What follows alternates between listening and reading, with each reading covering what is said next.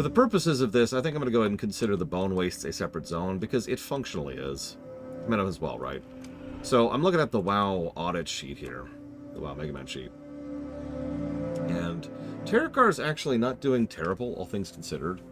It's not the best story we've had so far, but its story helps to offset its gameplay. In fact, Terakar manages a grand total, if you count story and gameplay, of 0.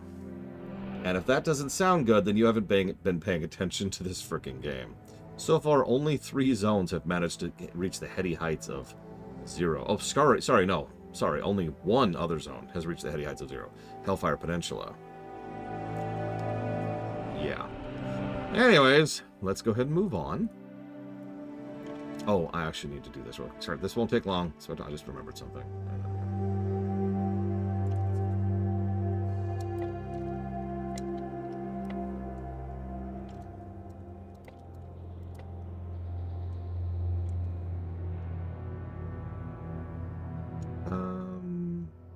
One moment. I just had a random thought. No, that tracks. Okay, we're good. Sorry. Okay, so, without further ado, I do apologize for those of you on YouTube. I'm a bit of a yammer, and I do apologize. But it's time to do the Bone Waste. So yeah, here's Terakar Forest. This is the Bone Waste. Can you guess why it's called that? One of my favorite things about this, and there is some visual storytelling I'm going to give immediately. A lot of people didn't even notice this back in the day because they didn't have flying. But if you notice, the trees are literally blown back. Like, you can see the devastation of the knockback that created this land. And the further out you get, the more solid the trees are. The further in, the less they are, until they're just stubs, until they're nothing at all, and there's just no trees further in. This all used to be a forest around here, by the way. And when you zoom out really high, like when you get up in the air, you can really see the epicenter there, right? It's also pretty obvious this used to be a dome. And not, you know, a giant blasted out hole in the center of what used to be a mausoleum. This actually happened pretty recently. I forget the exact timeline, but like a few weeks, months ago, like very, very recent. After the summoning of the Dark Portal, for a bit of perspective. The reopening of the Dark Portal. So this is new. And this is our new job. What the hell happened here? And dealing with all the consequences of that. As per usual for BC, what would actually happen, to explain this a little bit, is you'd get here at like 64-ish, maybe 65. You'd be like, okay, there's all these quests. Oh my god, something horrible happened here. What do we do? And then you'd go keep questing. And then a few weeks later, you would hit 70. And then you'd come back, and then you'd do the level 70 dungeon that actually finished the story arc. If that sounds familiar, they did that a lot. Call me a weirdo. I get why they do that, but I hate it. I have always hated that approach to WoW storytelling. I can keep track of that kind of thing because I have Trivial Pursuit brain. So I remember stupid random things from a month ago or 5 months ago. You know what I don't remember? The names of anybody in chat. But really, no, for real. I actually agree with you, Blaytool. Like, it's honestly unreasonable to expect your players to remember plot threads from a 62 zone at 70. Yeah, exactly. No, Primarch is right. The levels, the reason I tend to do these zones for the lore run, for the Lorecraft, and for this very series, kind of out of order, is because I'm following the plot lines, not the leveling path. That's why we did level 60 content, level 61 content, level 62 content, level 62 content, level 70 content, and then level 70 content, and then level 62 content in that order. That was Hellfire Peninsula. Because that's the narrative, right? That's the arc of the story. That's also why we're doing Netherstorm up here before we're doing Shadowmoon Valley, among other things. They have stopped doing this, for reference, and thank God for that. But in BC and in Wrath, this was like normal policy. Establish a story arc. Develop, build up, build up, build up, build up. Okay, pause! Okay, go hit max level. Okay, your max level. Okay, green light, and then you just continue right where it was. And it's different from the FF14 thing. Referencing old story is fine. You'll notice that I said they don't do this anymore. That's more what the more modern approach is. Let me explain this briefly. Oh yeah, I should put this under pacing. Narrative pacing negative. Because that is absolutely an aspect of pacing. Just gonna triple that negative really quick here. There we go. So, in FF14, you go do some stuff, and then you go do some other stuff. And then it's like, hey, the previous stuff has moved forward. Now we're going to go and acknowledge that it's moved forward and kind of touch on that again. That's cool. Legion did that, to use a specific example, right? Legion actually did that a lot. Dragonflight did that a little bit. War Within does that. That's fine. What we're talking about is essentially pause. Okay, unpause. Yeah, I haven't seen anything from you, Spurn. And that kind of pause, unpause thing is honestly what I would consider bad storytelling.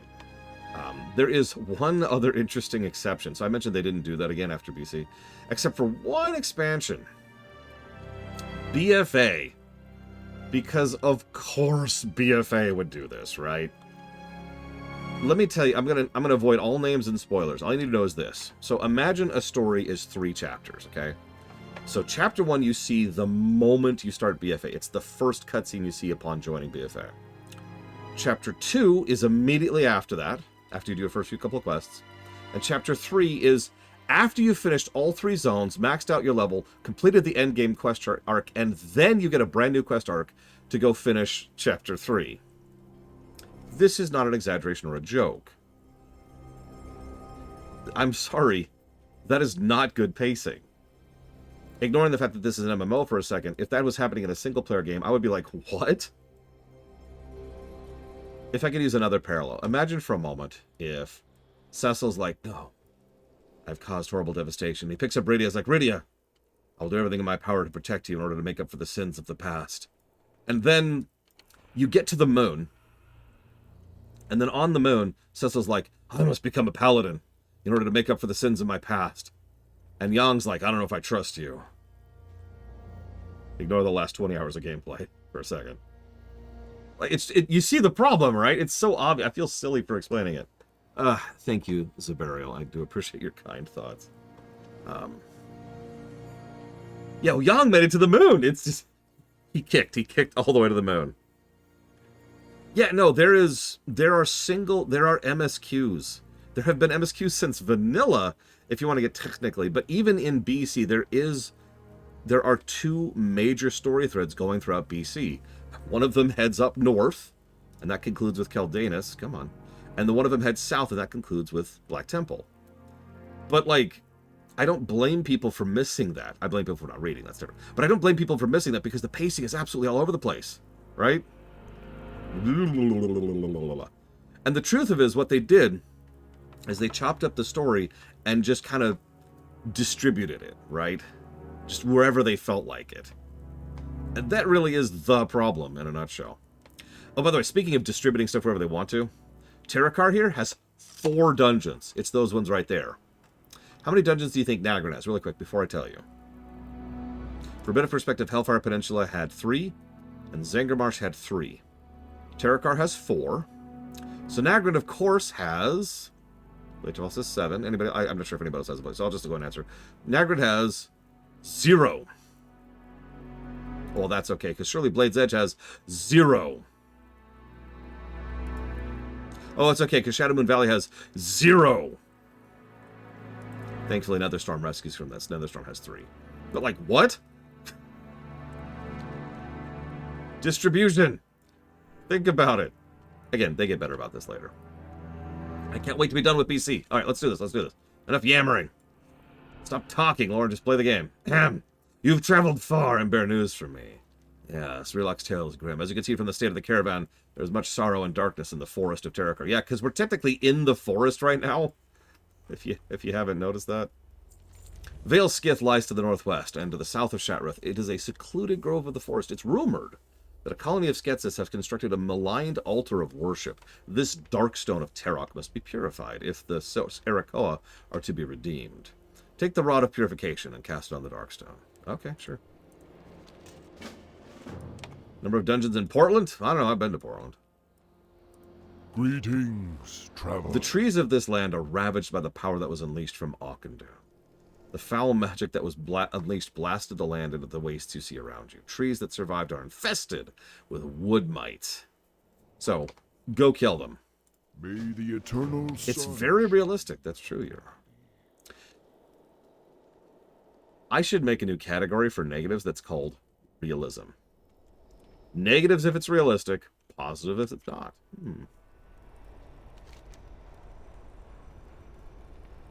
We broke down here because some guys came in the night and made a lot of noise. It was scary. I don't know when we're going to get moving again. Some of my friends are missing, though. I don't know where they are. I think the Scary Birdman took them. They probably locked them in cages and stuff. I'm kind of worried about them. Death to wood mites. Oh, yeah, you hear a sound effect periodically? That's by design. And we'll just leave that at that for now.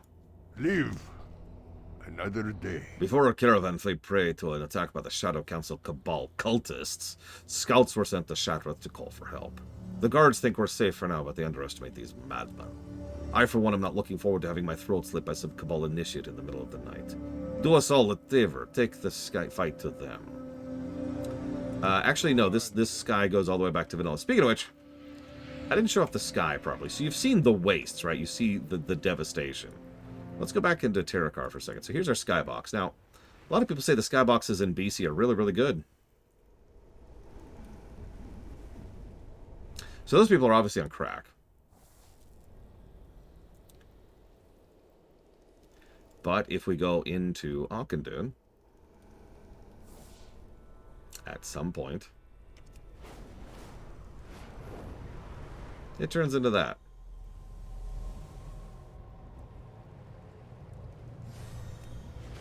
Took way too long to do for some reason. Alright, moving on. Let's go rescue some innocent kids from Arakoa, shall we? I like rescuing innocent kids. I mean, I like rescuing people in general, but, you know, bonus points, right?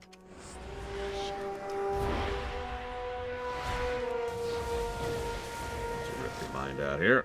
There we go.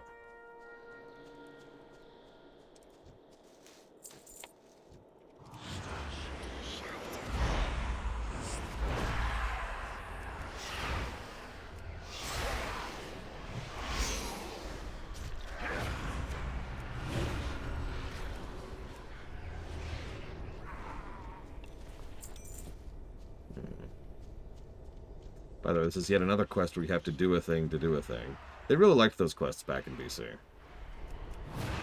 It also does the music keep stop playing. I think it's just because it is so infrequent in Terracar. Don't worry, that won't be much of a problem henceforth either. I feel like that's my whole stream. Just apologize. I'm sorry we're doing BC, everyone. I'm sorry we're doing BC. Please just bear with us, everyone. Just bear with. It's like on the airline flights, right? And we're in for a little bit of turbulence here. The quest design is kind of crap, and it takes entirely too long to do things. We're going to be looking at about another 15-20 minutes of doing this particular quest chain, followed by a little bit light showers, a little bit of turbulence. If you look to the right, outside your playing window right now, you'll see a whole bunch of Arakoa occultists who are followers of Terracar. Don't mind them. We're going to be killing them in order to rescue the children they've kidnapped. Don't think about why they kidnapped children. Don't think about that. I know, Zabarra. Like, no judgment. You know, preference, blah, blah, blah. Oh my god, I can't wait to be done with BC. And ahead of us, we see a Wind Ripper. Now, these are the Scythian Wind Rippers. They're very dangerous because they have the Wind Fury ability. Back when the Wind Fury ability was really dangerous. It kind of still is. That's kind of cool if you're playing a shaman. Yes, we must talk about Zhong. Zhong is very cool. They like to do Zhong-y kind of things. Oh, I'm looking forward to Kata. Kata's going to be such a breath of fresh air.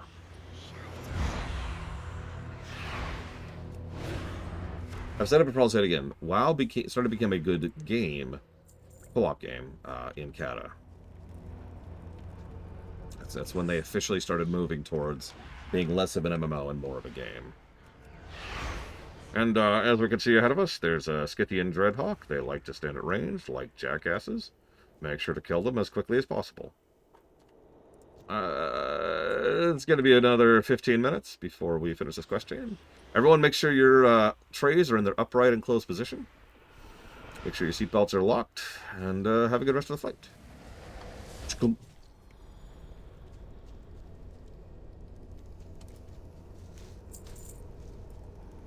I have enough keys yet? No. I only have 4. I need 12, by the way. Well, actually, no, I think I have enough. Never mind. I have enough. Never mind. I'm dumb. I'm dumb. Let's kill this thing really quick here. Okay, this music's ridiculous. Let's just, Blake Duvall mentioned this. Let's do the Morrowind test, shall we? We're in a forest. That counts, right? And of course, when I say the Morrowind test, what I really mean is...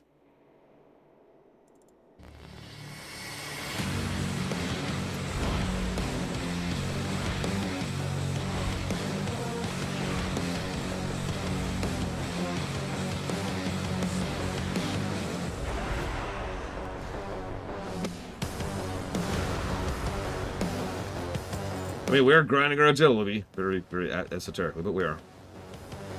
Oh, yeah, sorry. There we go.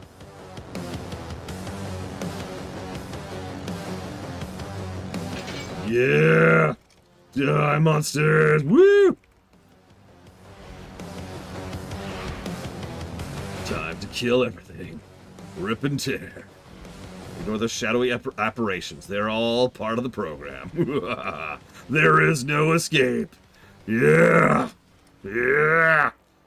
See, this is the compromise, Yura. I'm all up here in first person just for you. But we have to listen... Oh, God, that's such a habit. But we have to listen to the music. Kill the people. Kill them all. Kill the people. Oh, God, could you imagine? Pitiful.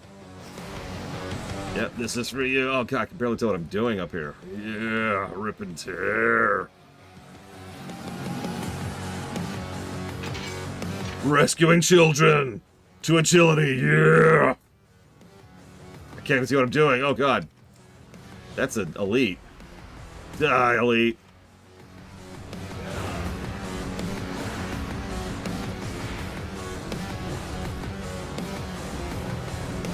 Brain you there. There we go.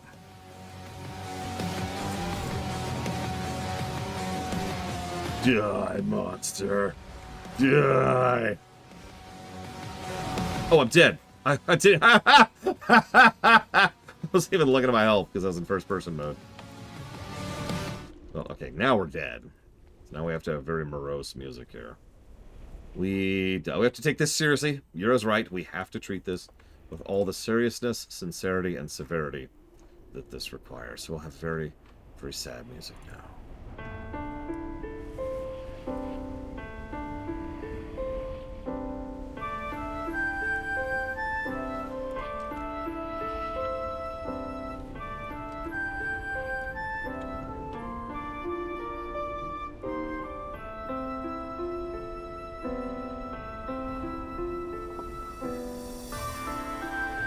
Meditate upon our death.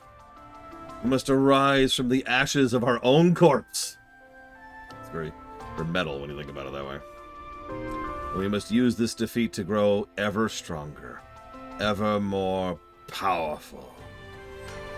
I mean, Psalm has just such a great soundtrack, like, if and when I ever review that, that's a game that's going to destroy on the music, right?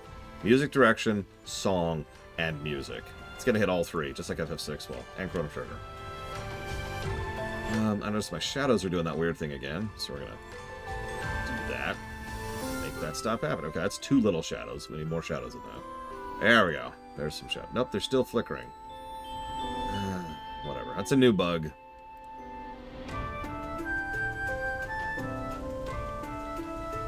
Well, I just gave away the game it's from, Cashel. Fine.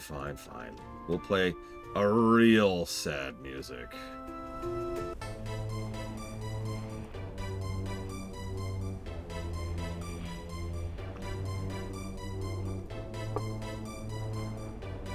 Spartan, my son, I had hoped you would live in a world of peacecraft. I'm afraid that is not going to happen. I leave you this gun power-up in the hopes that it will help you absolutely turbo raffle stomp all of your enemies. Okay, we're back to killing! Yeah! Killing? There we go, yeah, killing! Killing! Okay, no, for real. Hang on. So that obviously didn't work at all. I was just a joke. Let's try a real test. Because this might fit the mood of this area.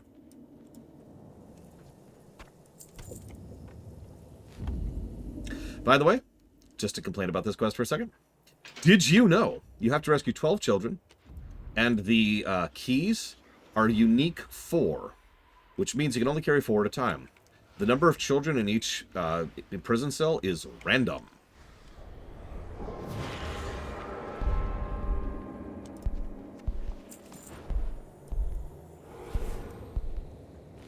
Now, if you don't understand the problem with that, well, let me put it to you this way. You ever run out of hot dogs before hot dog buns? Or salsa before chips, or vice versa? It's the same concept. It's really frustrating. It's extremely unlikely that you'll actually get the 4 keys, and then you'll get, you know, 4 prisons which have 3 people in them each. We've already not done that, by the way, if you're paying attention.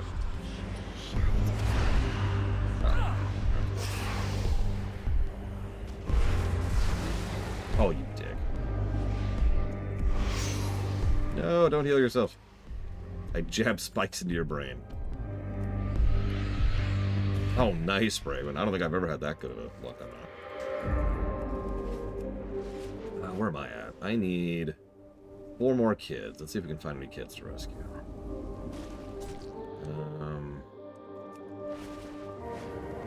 Hello? Any kidnapped children? Hello? Oh, I'm low on health. I should fix that. Yeah, this might work for Auchindoun itself, but yeah. I mean, Auchindoun is literally a mausoleum. Come on. Horse Mechanicus would work for that.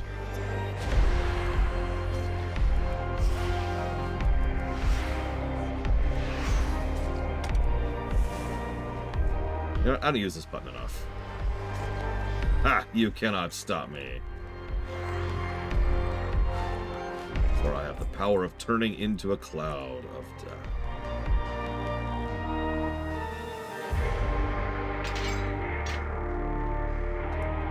I remember it was like, in lore, it's like a bajillion years ago, which makes no sense.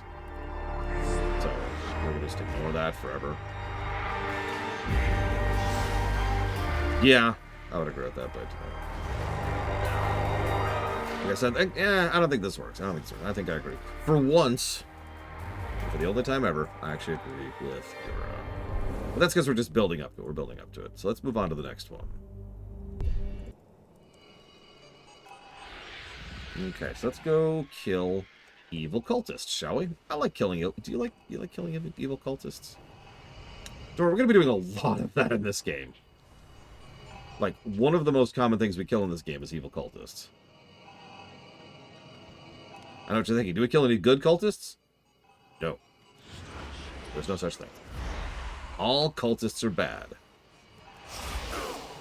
Now, let us all pray for the sanctity of cultist cleansing.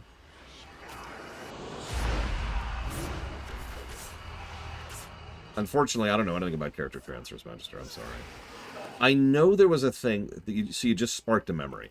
Years ago, this is very out-of-date information, but years ago there was a thing where, like, you could transfer to a PvP server but not from a PvP server. Or maybe it was the other way around. Like, you could transfer from but not to. And there were several limitations like that.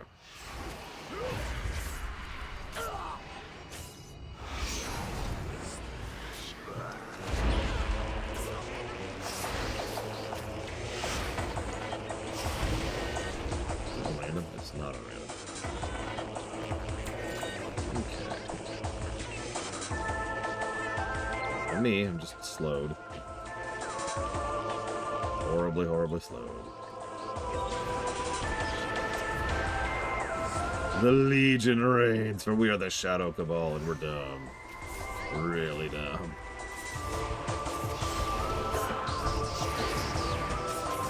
Unfortunately, I really don't know off the top of my head. I apologize, Magister.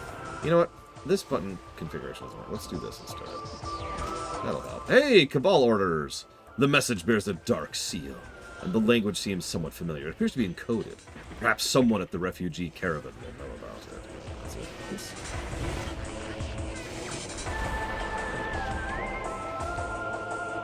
If you don't mind my asking, from the perspective of someone who does not get nostalgia, in the traditional sense of the word, I'm not sure how to ask this question. Like, what is causing it? I guess is the way my direction's going with that. Because in my head, I think of nostalgia as, the good old days. But this always sucked, right? It's like saying, I love the good old days of playing Renegade on the NES. It's like, no.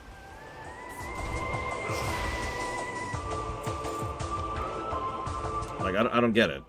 Literally. And that's the point. Enlighten me, your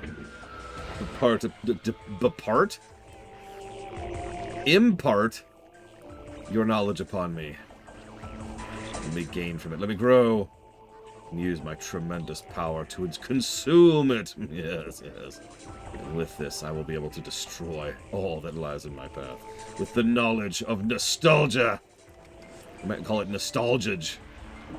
Don't call it nostalgia. That's a terrible. Oh, Jesus. Oh, God. 3 things at once. Okay, hang on. Buttons.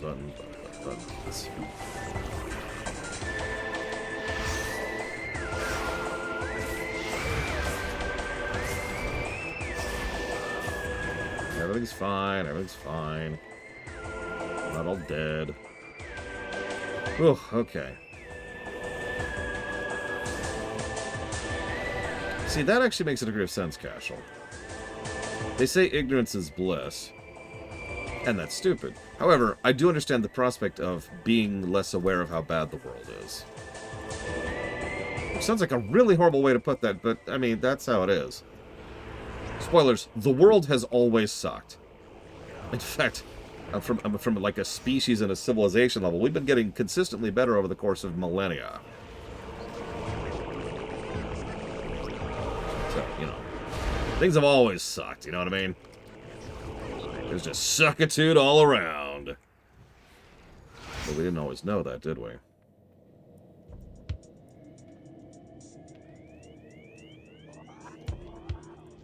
Okay, so Metroid doesn't work either. Well, there's only one playlist left.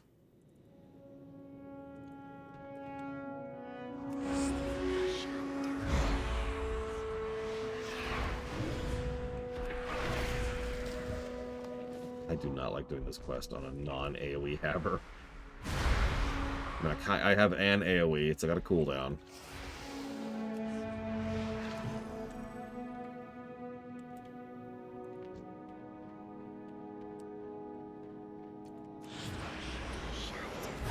That's why I don't understand it in 36. Because I have no soul.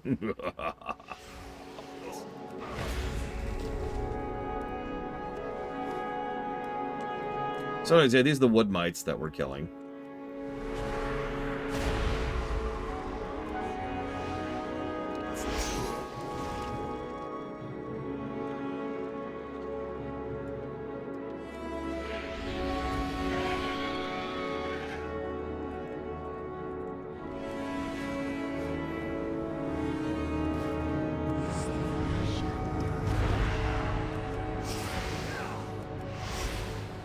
Nostalgia makes bad content seem better.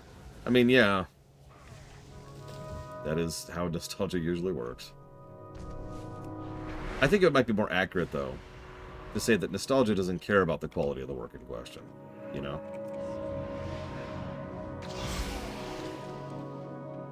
Because, I mean, you can have nostalgia for something that's legitimately good, right?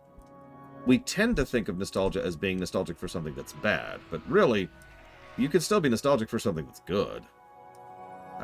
Right? Hypothetically. Yeah, good way to put that here. It's a positive modifier.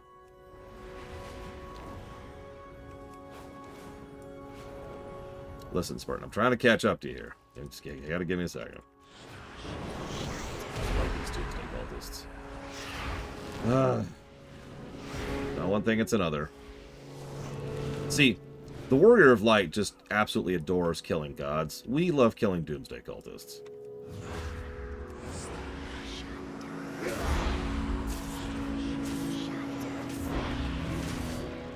You know, that's actually a good point. I've heard of people who are nostalgic for the Lord of the Rings movies, and those movies are very good films. Then, now, and in between.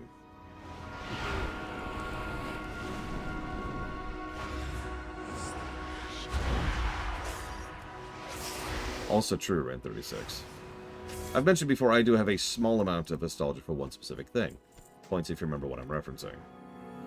And that brings back fond memories. So, yeah, I'm with that. But I also happen to be a sucker for that kind of thing in general, so that might be part of that.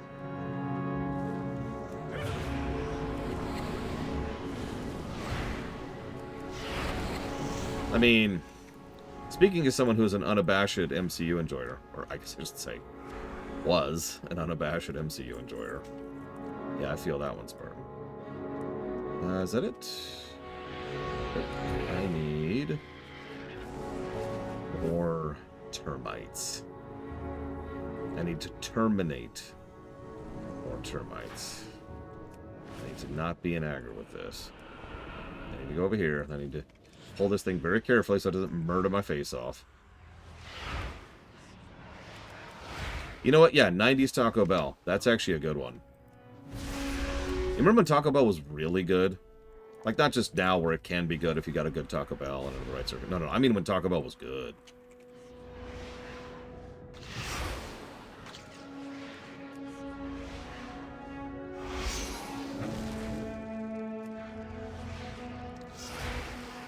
Affordable, too.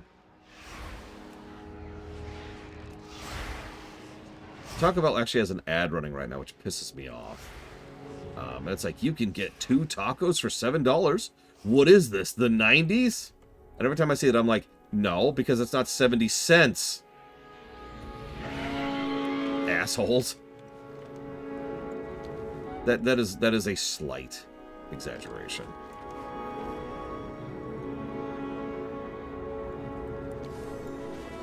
It was more like $1.50 for 2 good tacos back in the day, back in the 90s.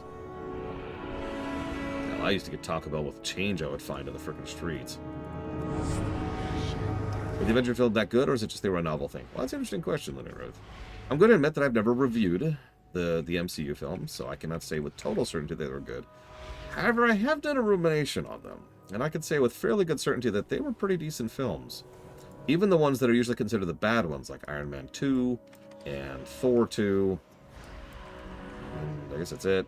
And Avengers 2 were still good films, and still actually have good quality, and storytelling, and visual presentation, and characterization, blah, blah, blah, blah. So, yeah, no, I feel comfortable putting my stamp of good films on those.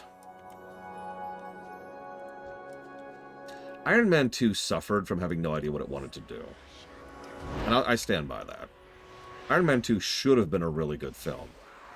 It's the film where Tony really starts to come into an understanding acknowledgement of the realities of his new life, crumbles under it, and then rebuilds himself with the help of his friends and allies. That's a good story. I wouldn't be surprised if you didn't even notice that story was there in that film. The main villain was terrible. It was supposed to be part of another arc that just kind of didn't even exist, so he was just kind of there and a dick, and that's it. He also has basically magic, so let's just ignore that for a second. Now, ironically, Iron Man 2 did also have one of my favorite Iron Man villains. Can you guess who, before I tell you?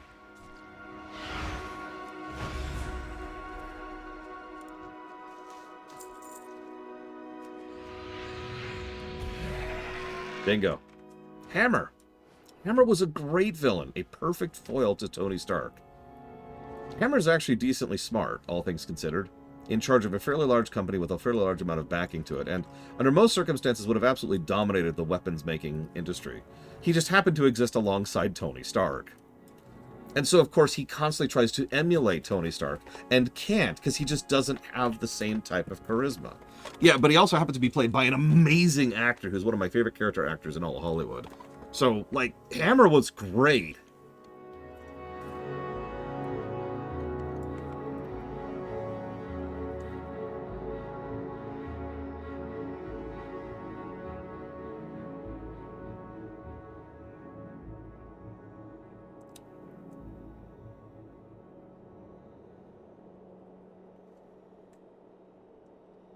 Well, yeah, Spartan, obviously.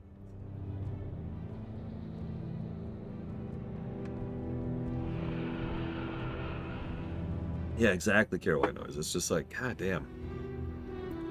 Anyway, anyways. What brings you here? You have done much to help the Terrakar Forest. With the worst of the Might colonies destroyed, we may be able to reclaim this wasted land. Walk with You Beaver. may also gain a level. So long. I can breathe a sigh of relief for now. The Shadow Council will be held off for the time being. They are murderers and cowards, and your display of courage will help keep them at bay. You come back sometime. Wish to show me something? Yes, this is a basic form of shadow cipher. My knowledge is not perfect, but it should suffice to translate. You learn much about unsavory subjects when you live amongst the outcasts and refugees of the lower city. Shield. Many believe it was the Shadow Council that caused the explosion that tore Auchindoun apart. It is rumored they awoke a great evil inside, and if that is true, that evil must have turned against them. According to these orders, part of the Shadow Council is fleeing Auchindoun. They are using the Shadow Tomb to store powerful artifacts. 3 of these are sacred, for they belong to the Patriarchs. I ask you to retrieve them. Luck to you.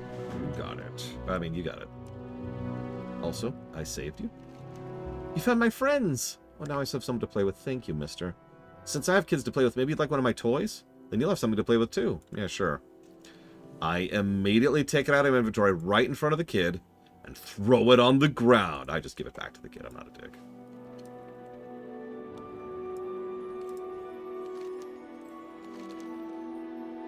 To the wrong voice. To the east, buried in the charred land, is the Tomb of Lights, a lost resting place of the dead. Before our caravan was ambushed, I was going to journey to the tomb and cleanse it of evil spirits. Little did I know it was already infested with another kind of evil.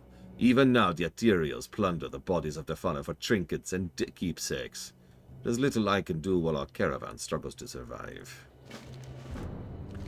The Tomb of Lights has been corrupted by the Shadow Council, and the Draenei dead have become cursed spirits, angry and confused with burning hatred for the living.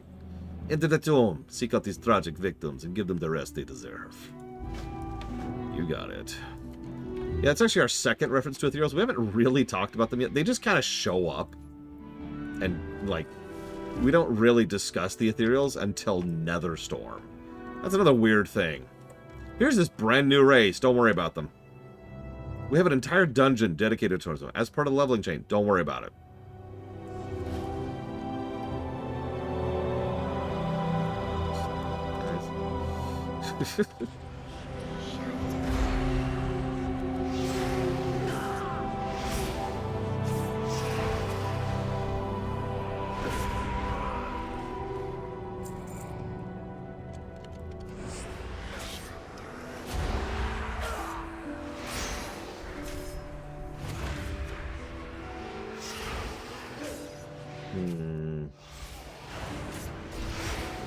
I think I would, Linear. Sorry, I was still chewing on your question. I wasn't ignoring you. I never ignore you. I may be like, shun. I don't think I've ever shunned you either, but you know. So if somehow the modern MCU stuff came out and then the old MCU stuff came out, I'm pretty sure my overall vibe would be I wouldn't watch the old MCU stuff in theaters because I've already been trained to not watch those films because of the new MCU stuff. And then a friend of mine would be like, no, look, you got to go actually see them. They're actually good. And I'm like, bull crap, they are. I've seen the MCU. And they're like, no, it's actually good now. And then I'd finally be convinced to go, and then I'd actually go and watch them in the theaters. Fun fact, this is more or less exactly what happened in real life. Like, in our timeline, what happened was I didn't see several of the early MCU films in theaters, partially because of financial reasons, but also because I was just like, come on. Like, I'm not going to watch Thor. I've read the comics. I don't want to see a movie about Thor. And Iron Man? Who would want to watch a movie about Iron Man? That's ridiculous. I might go see that Captain America film. Maybe. I'll think about it. And then a friend of mine was like, what are you doing? Go watch it. Oh, hey. There's our first Cthulhu tentacle. Oh, yeah. Feel that insanity drip in. Oh, yeah.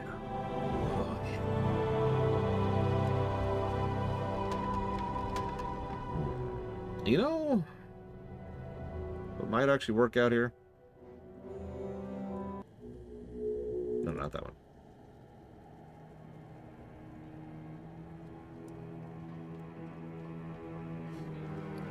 I'm just curious. Indulge me.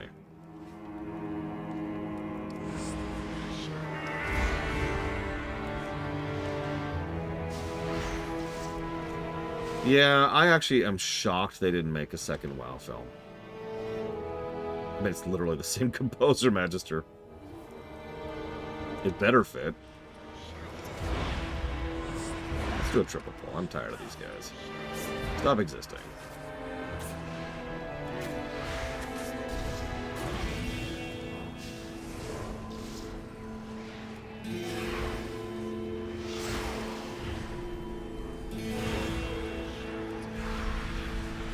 Recover for a second here.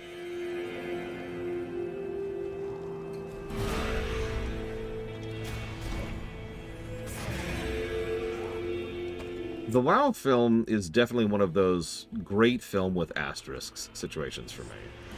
The good in that film is really good. And the bad is just like, what are you doing? You know? Where did this come from?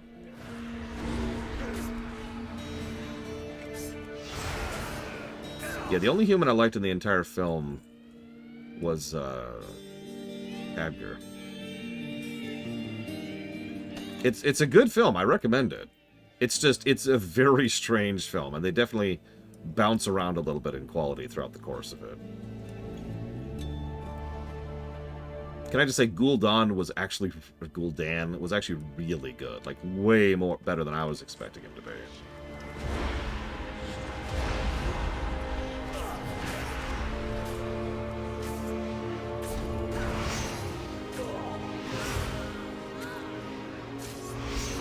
Oh yeah, everything they did with how they showcased how Fel operated was interesting. It was definitely an Elseworlds, but I don't mind that. I've said it before, I'll say it again. The world has room for Elseworld stories, right?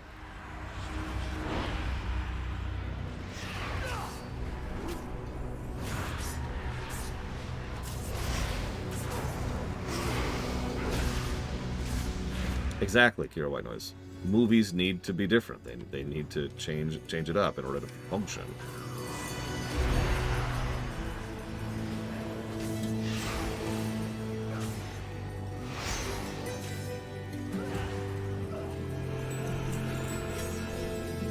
Interesting, Lunerith. So I will admit I haven't actually gotten into the TV verse, for lack of a better way to put that, so that might be coloring my own opinion. I'm talking purely with regards to the movies, right? Because Lord knows the old TV stuff was so bad, it burned me on it and I haven't gone back to it. Funny how that works out. And we all know how much spare time I have to just watch a show for the fun of it.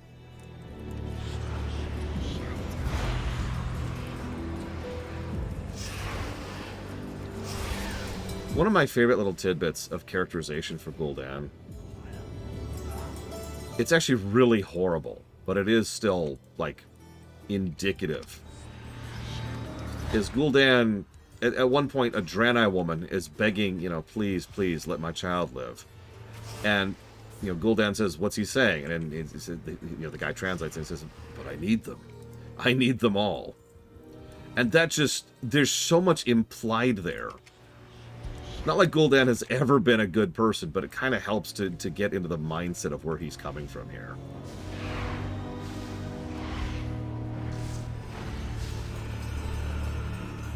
I admit I'm a little biased because I love alternate Gul'dan.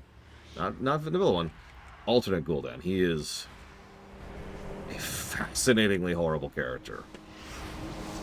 No, that's actually a later scene, Yura. Yeah, no, it was so pragmatic. It was completely amoral. As in an absence of morality. It's said so simply that he would have no problem letting them live and go, but he can't because he needs them.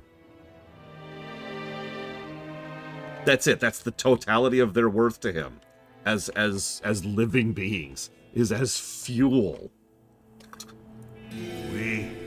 I appreciate your help. I was certain I was going to be killed. Let's get out of here and do an escort quest. So long. Oh man, I love escort quests. Oh, hello. So something I like to point out periodically, because every time I do, at least one person somewhere is blown away by this fact. One second. So, how many of you know who Troy Baker is, the voice actor?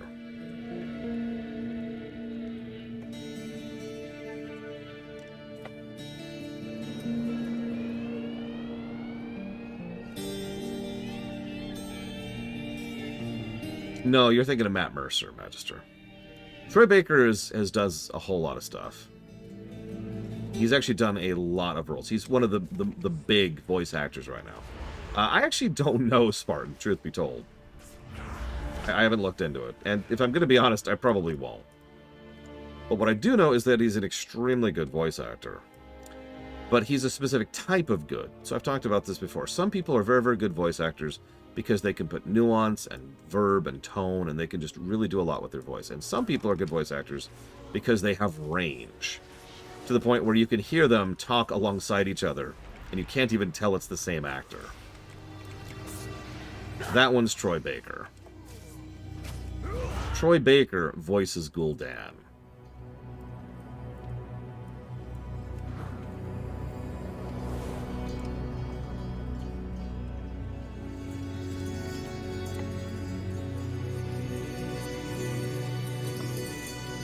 For a little bit of perspective, if you can picture, him for just a second. What? I remember you. I won't lower myself to fight you, but I have an idea. Giselda, my beauty, your time has come. That is Troy Baker. And he does an extremely good job with the role. I actually don't know, Yura. Like, if I really stretch and I have a bunch of water and I hold myself in a specific position, I can get my voice extremely low and gravelly.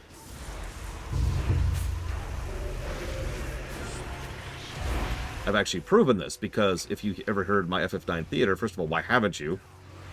Please go watch it. We spent a lot of time on it. But second of all, if you hear the voice I did for Garland, that's just me. Like, there's a slight echo, but, like, that's just me doing my voice. So I don't know if he has any special effects on his voice or not.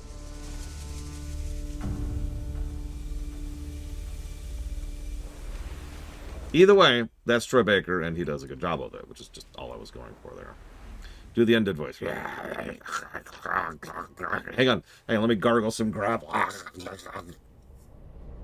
gonna be the frickin' Dunmer from Morrowind. Stand up. You're finally awake. Oh, God, that actually hurts my throat. I should stop doing that.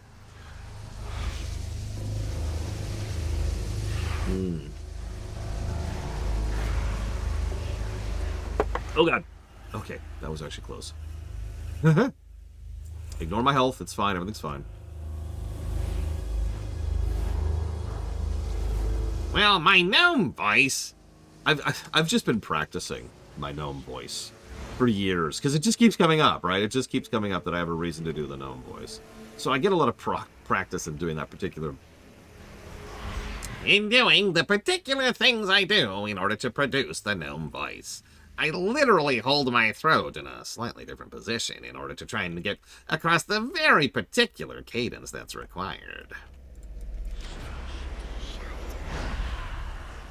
And yes, it's identical to my Ferengi voice because why? Inconceivable! Sorry, because it's pretty much the same thing.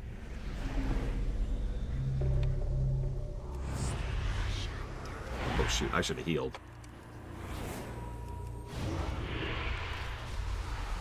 Oh, absolutely, Maverick. No, Garland hurt. Like, I literally... So, for those of you who weren't around for, like, the makings of the FF9 Theater, I had to lay down because... Lunareth could probably tell you more about how this works, because I don't know much about the physics of it. But if you do this, just listen to how my voice changes a little bit as I'm going down here. I'm not doing anything. This is just me sounding different because I'm laying down like this, right? And then I had to gargle water... And then I had to, like, get a bit of a grate at the back of my throat. And that's how I did Garland. It was a whole thing. And it was very physically painful, but I was very happy with how Garland turned out.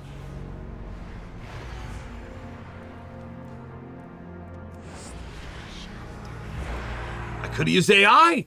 Why even have real people exist when I could do the laziest, dumbest possible option to produce absolute garbage and drivel, and then I could call it myself a AAA studio?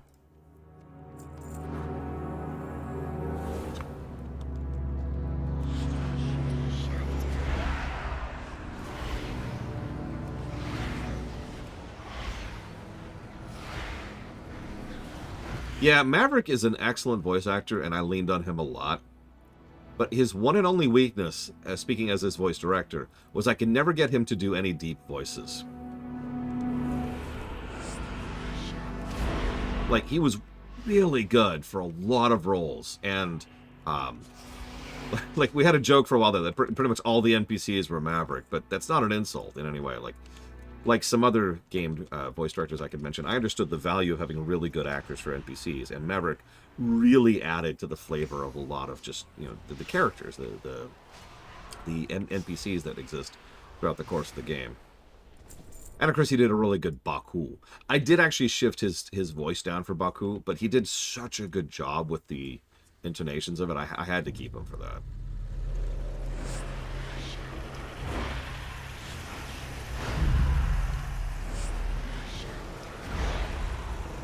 I think I've just made a huge mistake.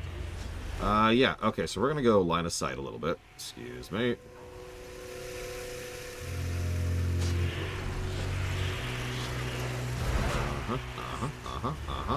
Then we're going to pop this, and then we're going to pop this.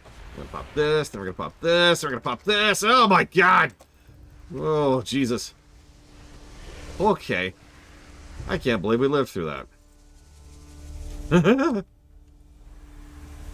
I should not have pulled that many. Yeah, so, ethereals, am I right? Yeah, ethereals are casters, and if you paid attention earlier, casters hurt. You saw that was about a quarter of my health from a single spell. Look at that. He got 2 spells off. Look where my health's at. Yeah, and we still can't play. Where's our playable classes? I know. It's a lot of art design work. I don't care. Make me my playable races. Do it. Do it now. Sorry. What were we talking about?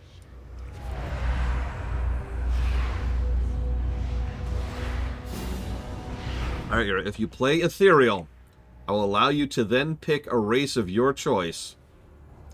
What would you add? Everyone in chat, you get to pick one race to make playable. Magically, just, it's there. It's playable. Which one do you pick? I know my pick, but I want to hear yours. So we got Naga for Masker Man. Ogres! Sethrak. Oh, Sethrak. I can't believe we didn't get Sethrak. I really thought we were going to after BFA. And then, no, we got full para. Murloc. Titans.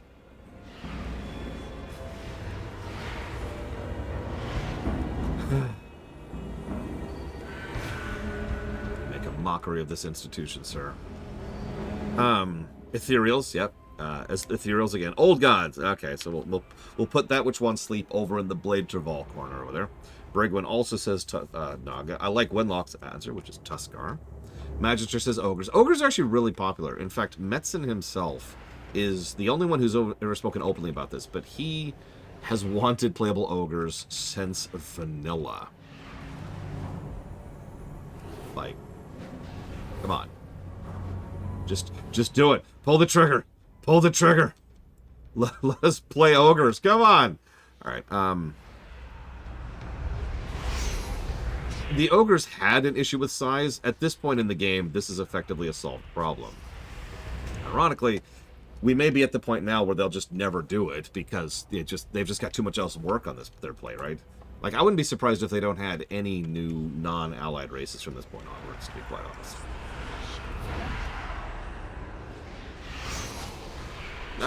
We could have some stupid evil ogres. I think that's cool. We have stupid evil humans. Alright, let's see. We've also got kobolds from Valerian. I'm not sure if Valerian's joking, but I think that'd be cool. I wouldn't have thought that was cool until earlier this year when War Within came out. And that's all I'm going to say about that. Let's go ahead and grab... Ooh, what do I want? I want... power. Absolute power. Yes. I want a second AoE. That's what I want. Yeah, 2 AoEs. What level am I? Level 56. Shadow Priests are not AoE classes. It's not obvious. Alright, real quick. Is this a Diablo 2 song, or is this a WoW song? Everyone guess right now. Okay, I'll turn off the sound.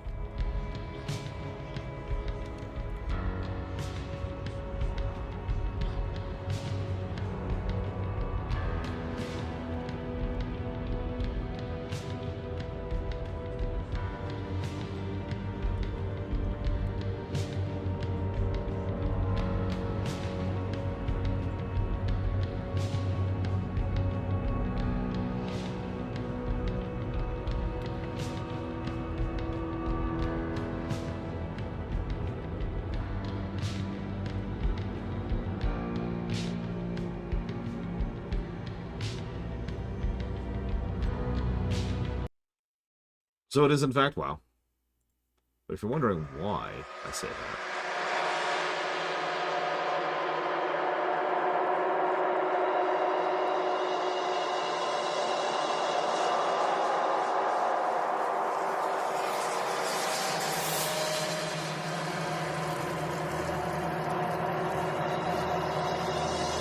I think this is the right song.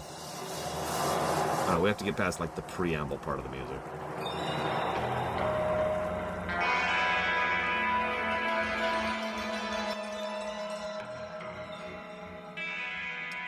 Let's see who else we had. We had Co-op Ogres, Kobolds, I think that's it.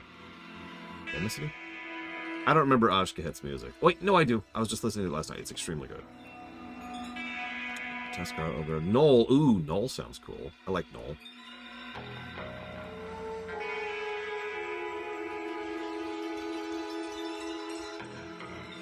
I think it's actually... Oh, Lord Harriman said elementals. And, of course, Kira White Noise says dragons.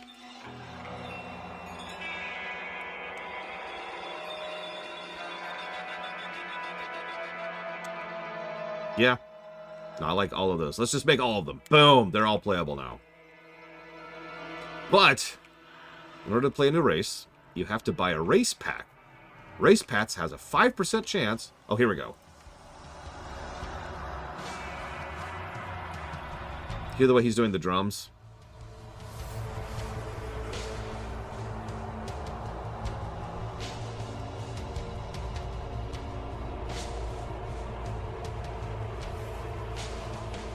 Oh my god. Oh my god. Hold up, hold up. Let's just get around the corner, get some healing going. Yeah, exactly, Claude. You see why I do that little game of, is it Diablo 2 or is it World of Warcraft? Because they are shockingly similar in several beats. To be clear, this is Diablo 2 right here. This is the crypt music from Act 1.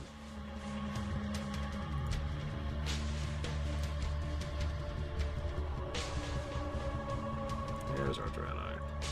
Come here, Draenei. So, okay, new question. You have to remove a playable race from the game in order to make room for your new race. Who do you nuke?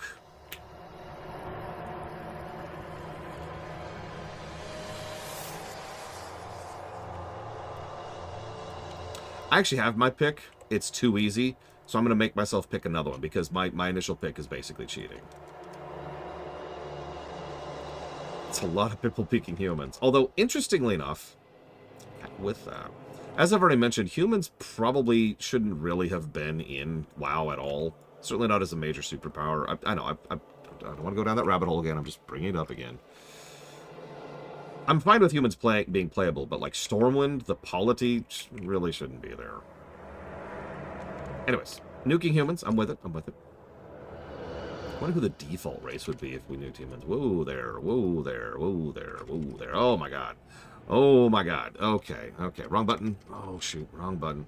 I might actually die here. Ah, there we go. Okay. Hi, Maverick. Holy crap, that was close. I'm gonna eat some cheese. Oh, no, I'm in combat. Oh god, oh god. I didn't have a chance to recover. Yeah. Okay, back to eating my cheese. Yeah, no, exactly. Make the humans the Theramore humans. Done. Fixed. Good. You can have trolls, orcs, and humans have the same starter zone. It would have worked. It would have worked.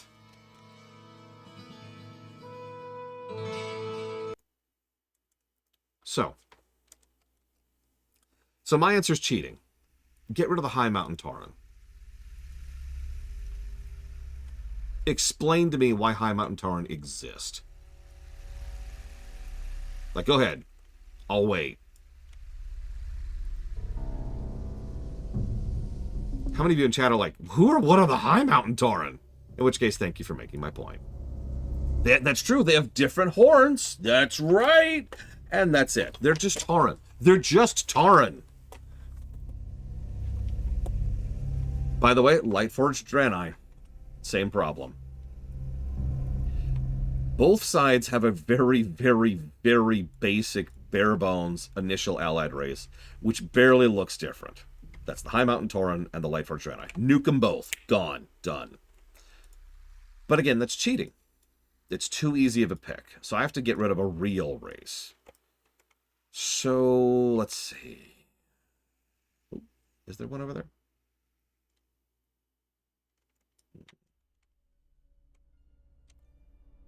There is.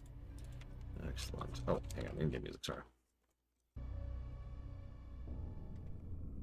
Oh yeah, just merge them. Make the Lightforged customization and make the High Mountain customization options. Done. Right? Done and done.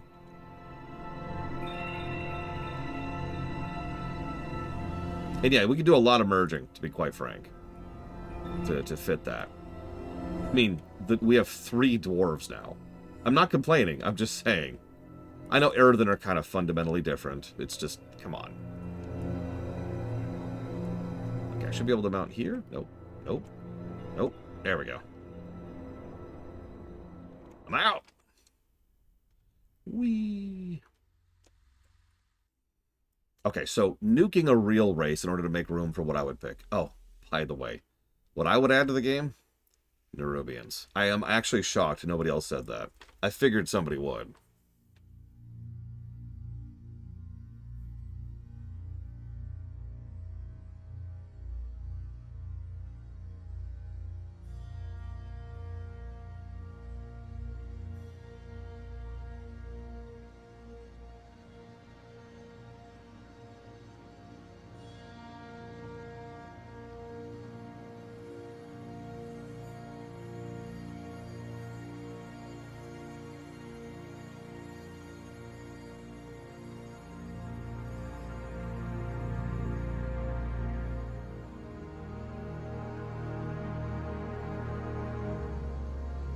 No. I want real Nerubians, please. And I know what you're thinking, but Lore, you're dumb. And you're literally Hitler. And both of those statements are true. That's why I fled to Argentina. But hear me on for a second. We actually already have precedents for making non-standard races playable in this game. Because the Drakthir exist. I've said this before, but to repeat this because it's relevant. Adding a new race to a game like this is an insane amount of work. Because all the gear needs to be meshed to them. And there are... I don't know how many pieces of gear in this game. Lots. And lots. And lots. So that is an insane amount of work done to do that. But then the Drakthir happened. Now, legitimate statement, I think the Drakthir were a test. I think that was a prototype. For those of you not aware, the Drakthir have belt, BP, and shoulders. That's it.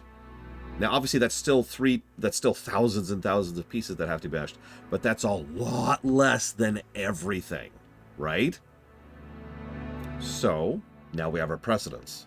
So we could have Nerubians, we could have Naga, we could have Ogres, because you don't need to mesh everything. And you could just do what you want to with it. Decide which pieces of armor you want to have show there, if indeed any. And then just go ahead and carry forward with that going forward. And then you could have, you know, wild and crazy races that are non-humanoid, right? And, well, admittedly, I'm kind of banging the Nerubian drum because... obvious. But still, this is the time, right? Then again, BFA was the time to give us playable Naga, and they didn't do that, so whatever. Anyways, moving on. Out here in the wilds of the Outland, we are weak, with few heroes to defend their rights, but you have given them something to fear. I do not think the Ethereals will soon forget the strong arm of Holywake. On behalf of the tortured souls, you have me thanks. Well, you're welcome.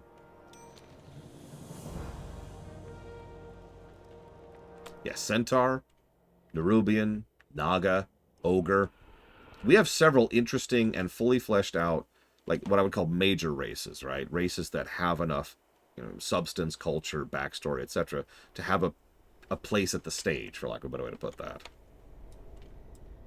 Akal Hekta, Roma, Have you retrieved the relics? We cannot allow the Shadow Council to use their power for dark purpose. peace for you. The light may have forgotten me, but I have not forgotten the light. These relics were once very sacred to my people.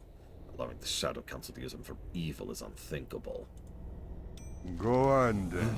You rescued Akuno, a dear friend of mine. I am in your debt. You're welcome. See you. So which core race do I remove? Right, I didn't actually finish answering that, did I? Sorry.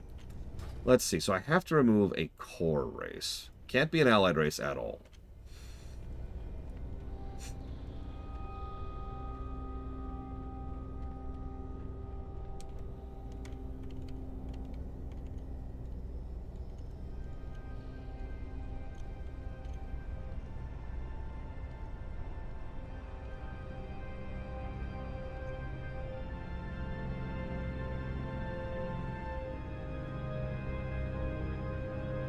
I'm challenging myself to think of a race from the Horde, because my two ideas are both alliance races. Let me keep chewing on that for a second. Hello, stranger.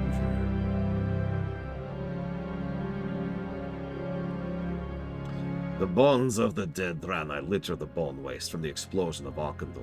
Their spirits are restless. They cannot move on to the next life. Priest, you must help me recover their bones. Only then will they be at peace. Gather up the restless bones and carry them to Ramdor the Mad. Despite his name, he will know how to care for them. Luck to you. I can see goblins. I can see goblins. Alright, so there's my Horde option, is goblins. I'll stick with that. On the Alliance, I would either get rid of gnomes or humans. But honestly, if I had to nuke both goblins and gnomes to make room for more interesting races, done. No, anything that's not an allied race, Magister.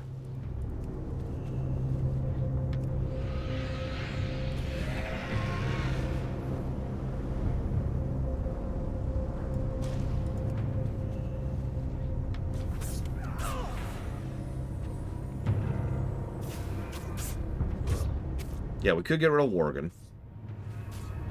I probably wouldn't get rid of Worgen. They're already as close to we have as like a really cool non-standard race. So that's, something.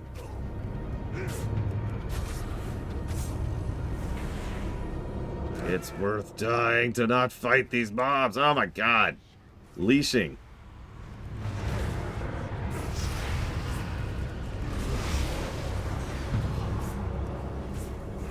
God damn it.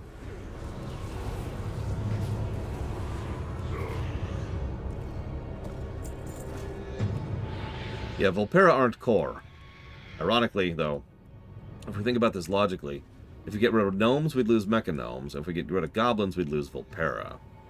And I'm pretty sure that I know several people who would be rather upset if we lost Volpera. Oh, Jesus, Masculine, that's terrible.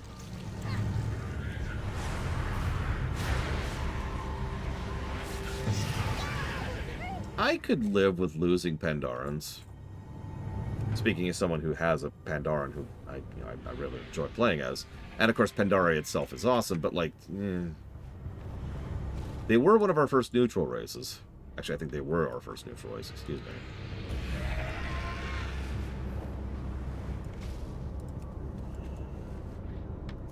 I mean, that's just part of the creative exercise, Master. What would you be willing to sacrifice to get something new? Like a Faustian bargain kind of a deal, right? Obviously, in reality land, they would just make a new race, and there you go, boom, done.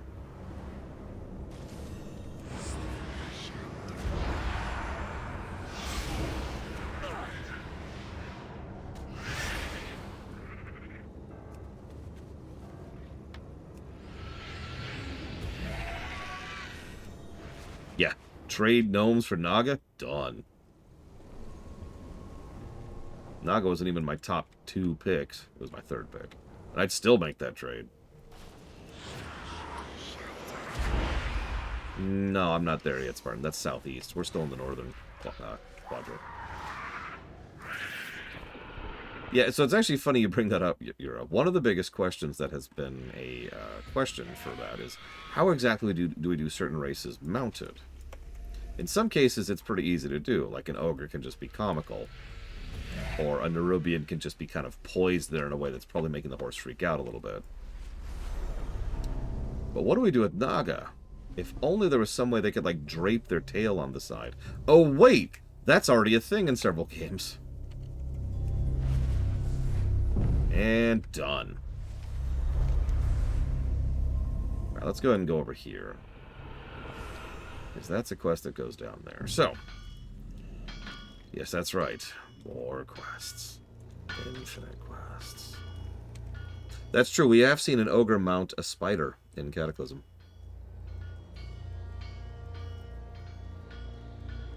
I have no idea, Trahexia.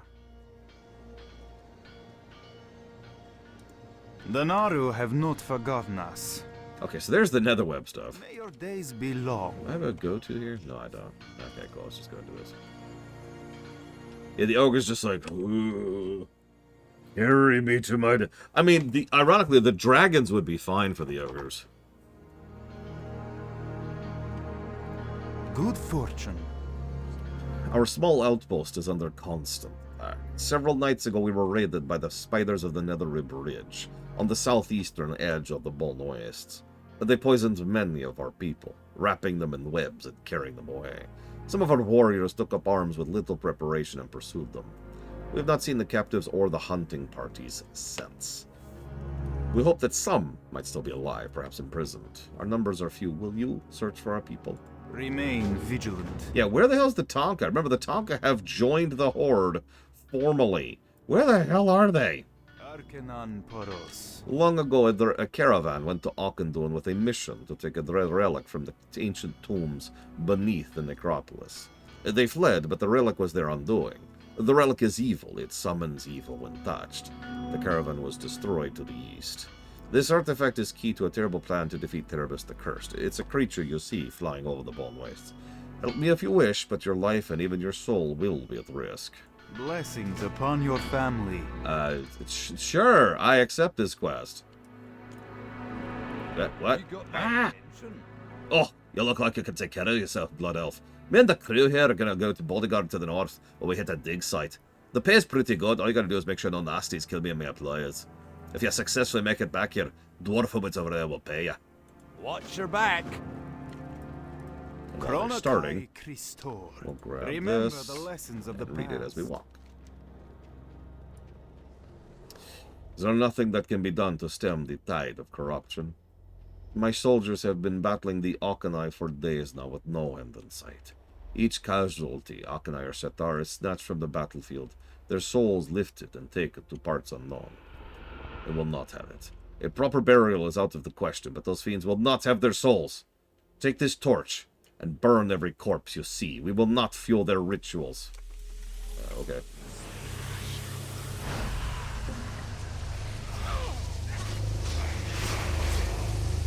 Tortolan.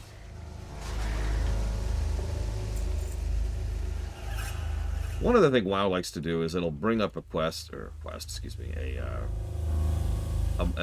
a race, a species, that really only pokes their head in for like one expansion and then leaves again, forever. They do that a lot.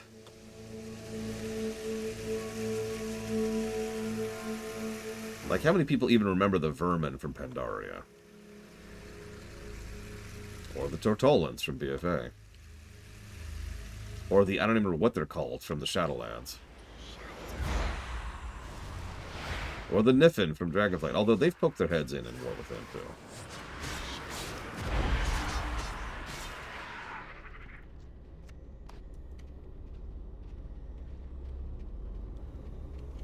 I mean, how the Vrykul have practically stopped existing, and they're, like, arguably more important than your typical small race.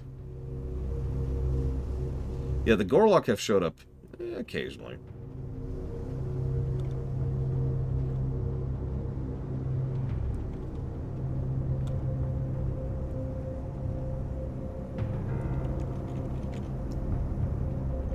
Yeah, just pick a spot and start digging. That's how you do archaeology, right? Oh yeah, the Grummels. Pandaria again. But how do they fly, Lunar Roof?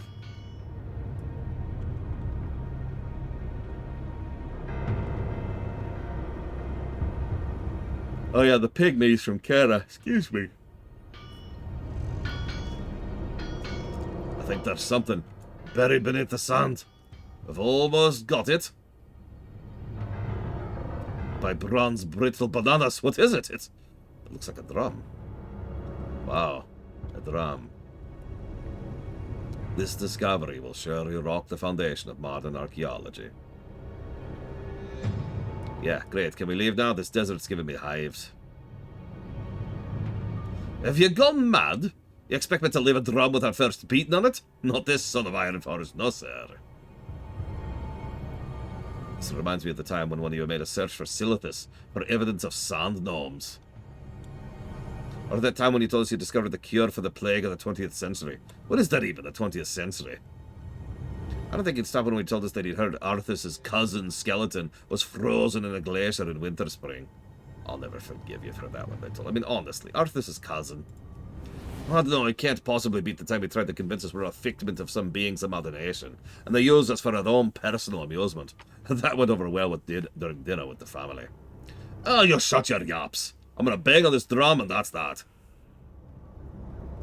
And that summons a boss. In your face! I told you there was something here. And dead.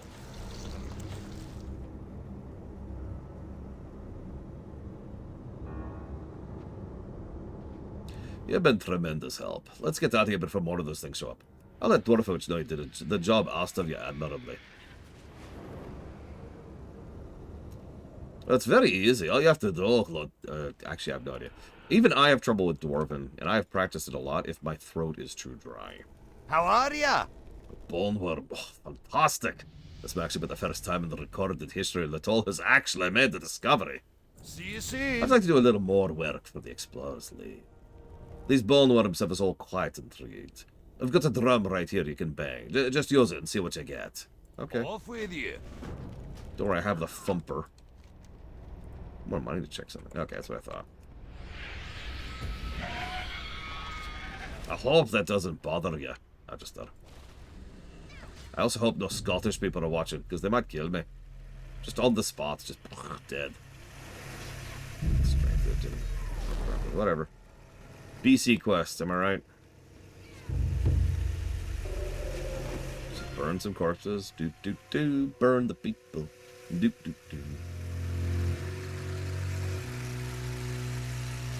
Oh.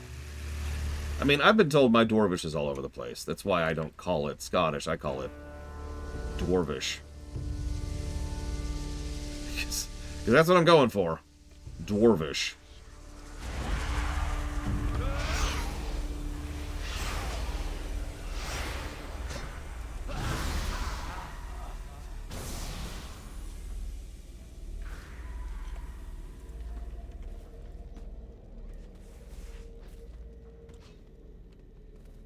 Oh, dude, Dagran is so good.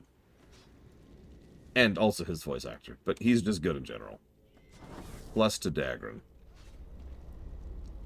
Orcish is very easy. All you have to do is change the very nature of how you're holding your neck, the throat, as you're talking. It also helps if you change your enunciation of certain words to change things in certain ways.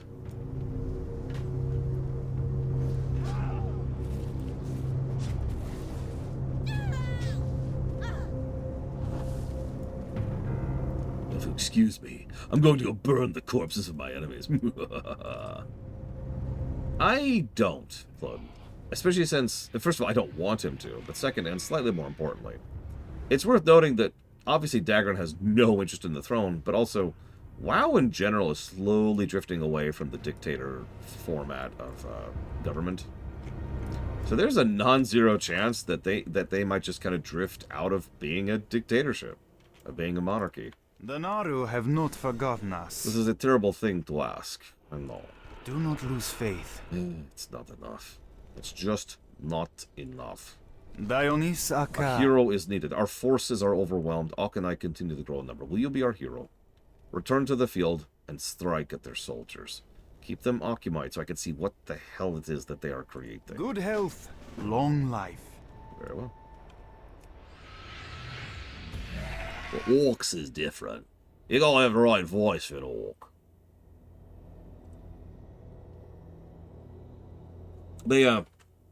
Lalafell are supposed to be dwarves, but Lalafell are far more gnomes to me. After all, they're the joke race. You gotta have a joke race.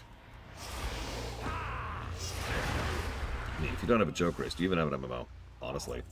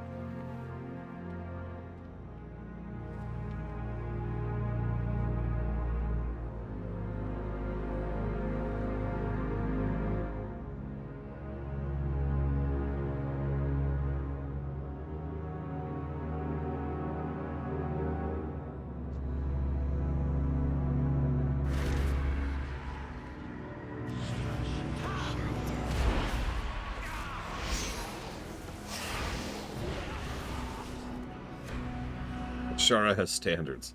That's not the word I would use. Maybe delusions? Oh my god, I'm graceful. I have many lucky do's. I mean, Ashara first tried to become the wife of an old god, and then she tried to become the wife of a titan. She's, yeah, I don't know what else to add to that. That speaks for itself. I May think. your feet find good trails.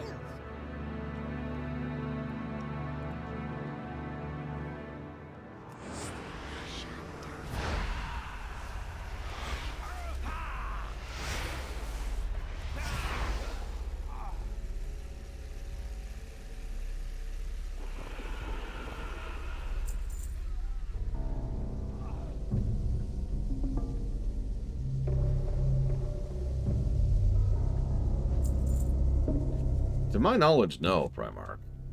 Like, she probably took all kinds of, whatever the male version of concubine is. But, like, an actual relationship? Nah. If there's one character trait that really defines Ashara, it really is ego. I'm not just saying that to bash her. It's just, it's probably her biggest character trait. She really thinks highly of herself. No really style.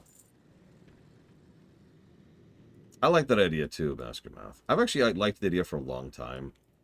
So, in a lot of the books, it was emphasized that Ashara is so ridiculously super powerful, no really, wink wink, ridiculous, so big, that, you know, she could challenge even the Lords of the Burning Legion, and that always struck me as just kind of eyebrow-raising. It also comes from an author who's kind of terrible. But I've always liked the idea that that's all just an illusion, right? Yeah, no, that it's something that she probably has bought into herself because she had been so unchallenged for so long. And there's this old saying: you could tell who you are, really, when you're at your worst. Like, the Blood Elves. I know that's a species, not a person, but hear me out for a second. The Blood Elves, when they got the teeth kicked out of them 3 times in a row, they honestly became a better people. They improved, they adapted, they moved forward.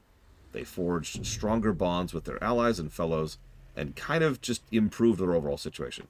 They showed who they were at their worst. Ashara was at her worst, and the Ashara video does a great job of showcasing that. And she became a much worse person in that moment.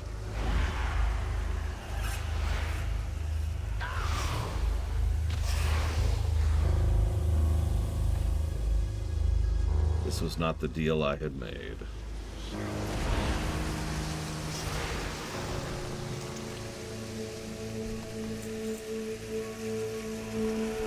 Was she influenced by an old god? That's an interesting question. Actually, yeah, Cloden. We see the horde, and many individual orcs, including, like, we have personal insight into that, like Varrock. We see Varrock at his worst, and he became a much better person as a consequence of that. By the way, this quest sucks. So, you see what's happening there? I agree with you, Aurelia. Oh my god, I'm getting messages from too many directions. Hang on. First, let me say thank you. Thank you, Seraphim. Always appreciate. Let me go ahead. Yes. Daniel. Lords. Kingdom Hearts 4. And then Dealer's Choice. You got it. Nazgrim. Smart, is who you're thinking of. Hang on. I'll talk about why this quest sucks in a minute. Let me respond to people.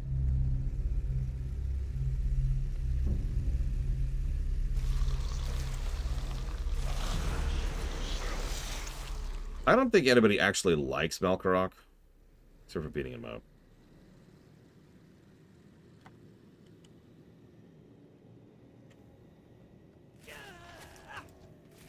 Malkorok's actually interesting.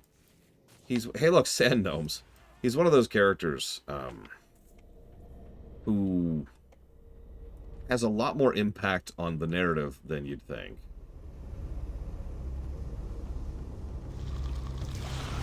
Yeah, he was a Blackrock. He was part of the Dark Horde. For those of you who don't know, we're skipping way ahead, but quite a few of the Dark Horde orcs were actually pardoned by Garrosh if they joined him and joined the Disgusting Horde, which they did. And Malkorok became like his number 2 lieutenant. His number 1 lieutenant was Twitface from the Dragon Maw. So 2 brutish, warmongering thugs, who were both evil, became Garrosh's chief lieutenants. What do you think happened? And if you pay attention, this is almost assuredly a bit of retconning, but it's still true. If you pay attention, that tracks, right? Garrosh doesn't really get bad until he gets those 2 advisors in his retinue, and then he just gets worse and worse and worse very rapidly after that, right? Like, he was never exactly a good person or a good leader, but he goes downhill hard at that point. Arcanon Poros. When the Dreadfang Widows attacked our outpost, we heard the voice of the Naru calling us to battle. We pursued the creatures into the night, but some of our people were found dead, and others could hear the struggling against their captors. By morning we had come to this place and fought a fierce battle, but we were beaten. Dreadfang poison will soon take my companions, and I cannot last long.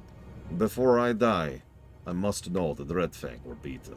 Blessings upon your family. Exactly, Claude. It is interesting to think about, to me anyways. Because Garrosh did something that was arguably smart. He spared the conquered. That's something, you know, actually decent leaders tend to forget is a reasonable thing to do. But then he elevated the conquered. And, you know, started listening to them over everyone else. And it was a snowball, right? The worse things got, the worse things got. Several people have said, you know, questioned whether or not Garrosh could ever have been a force for good. I do personally think that he could have been, but it would have required a pretty specific setup for that to happen.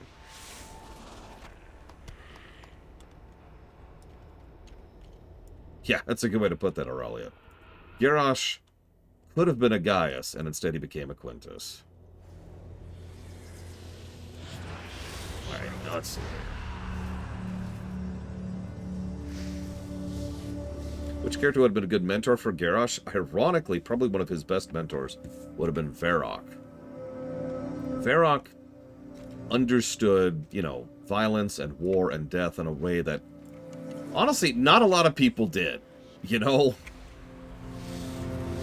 Like, in a world of war, Varrock knew what war meant. It's part of what lent him so much strength as a leader, frankly.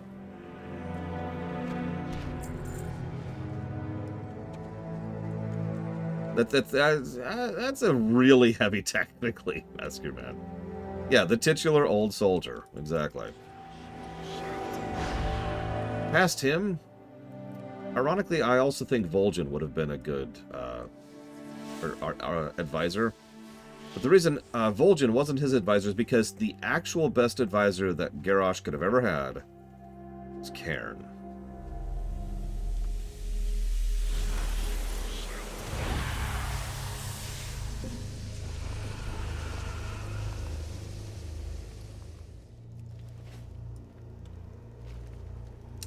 Whoops.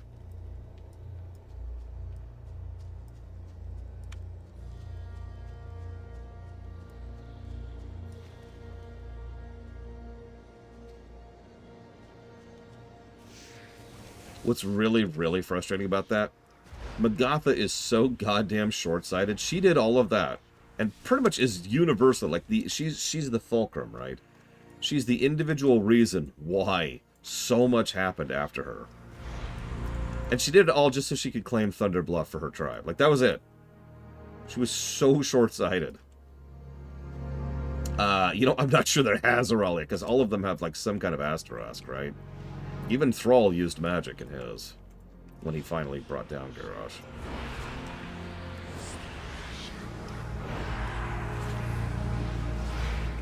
Actually, I've actually got another example of someone who would have been an interesting advisor, like part of the advisory board to Garrosh. Lillian Voss. And to think about it for a second. She's not much of an advisor type, but really think about who she is and what she was able to push through. Think about her unique perspective on things.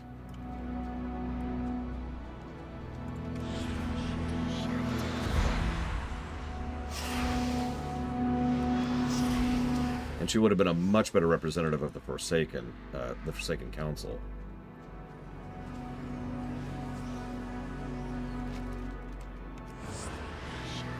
Yeah, pretty much, Spartan. Pretty much. I actually need to AFK very briefly here. So hopefully I will not be about to die. Let's see if Maverick can keep me alive. I'll be right back.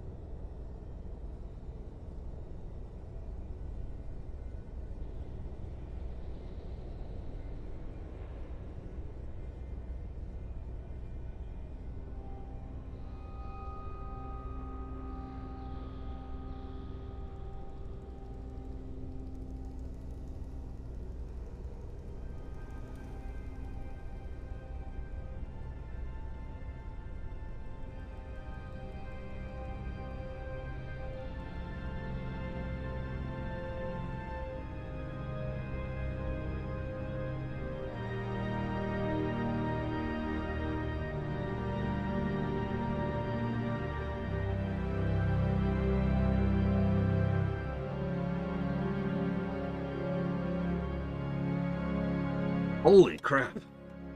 I'm alive.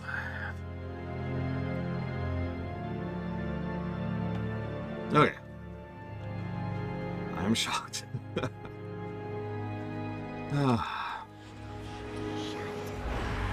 That's an interesting idea, Cloden. Because the, oh, we're done. Because the Scourge are an eternal problem, right? So long as they keep existing. But what if you could very slowly but surely free the Scourge? You know, bit by bit. It would take a long time. But eventually you could actually free all of the Scourge. And let them, you know, die or join the Forsaken or whatever. Whatever it is they want to do. And then the Alliance would be like, ew, it's undead. Those are gross. We don't like gross things in the Alliance. And the gnomes are like, hi, shut up, go away. We don't like you. We're the Alliance. We're the good guys. We're named Huthor. All of us. Alright, well, that's why, you know, death would be the other option there, Drax, yeah. Lord knows plenty of Forsaken when they're first raised immediately kill themselves. That's not a joke, by the way. Suicide. I heard the sounds of battle from here, priest. The sounds of your victory filled my heart with hope. If you can win against such terrible odds, perhaps I can find the strength to drag my companions from this terrible place. Remain vigilant. You have slain many of the Dreadfang widows, but they will continue to spawn and strike this. You must go kill the Brood Mother. Do not lose faith. No problem. I got your back, buddy. Let me just go ahead and zoop on over here. I'm going to take care of this thing. It's going to be no problem. Let's see. Oh my god! I've decided to leave this area and never come back.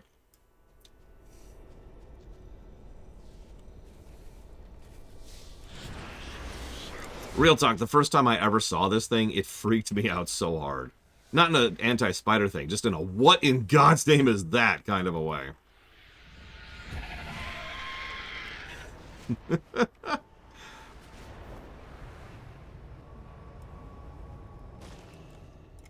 Good fortune. The Dreadfang are beaten. You've killed them and their foul mother. I am too poised to fight my way to the beast. Take my equipment. It will lighten my load and give you tools to make the journey back to Shatari. Remember the lesson. Go back to Shatari. Okay, I will go.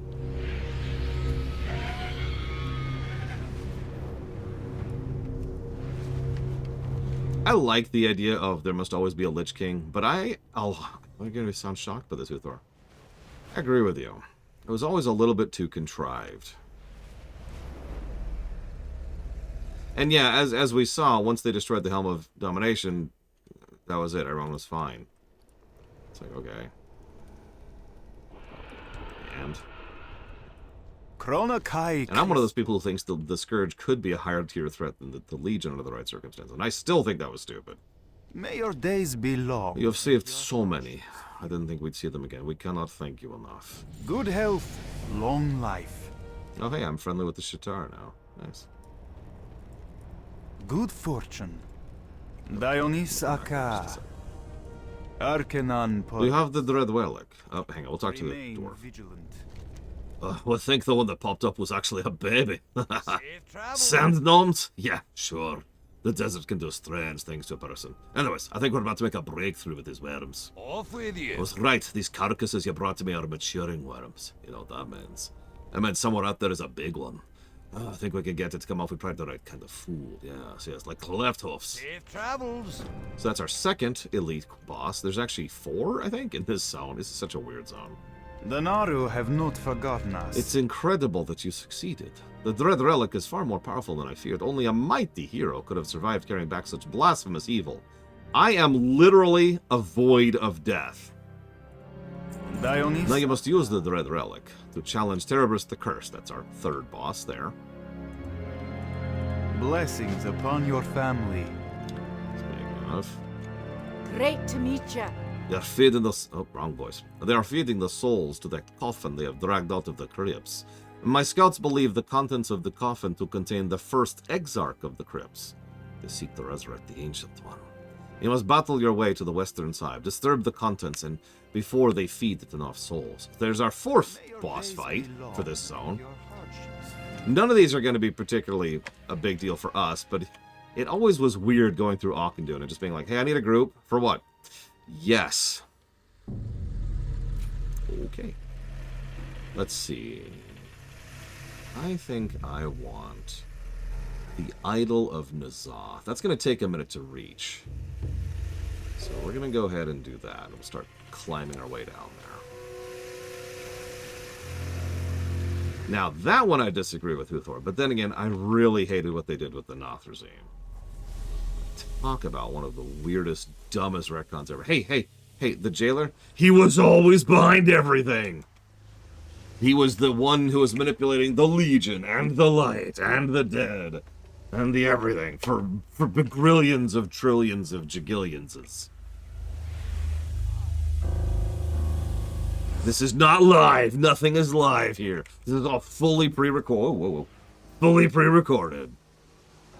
I even pre-recorded the ability to respond to questions. Because I'm just that good, apparently. Because I'm the jailer. I'm behind everything. Anyways, he's a troll. What's my view of the jailer? The jailer is the single worst character in the entire franchise. Not the game. Not WoW. The whole franchise. The jailer, when we get there, will be such a gigantic cavalcade of negatives that he might actually challenge the Sister of Tekuvma for the single worst character in anything I have ever actually reviewed. Ever. And so far, nothing has challenged the Sister of Tekuvma. We'll see if the jailer does. Maverick is playing as a troll, if I didn't say that out loud.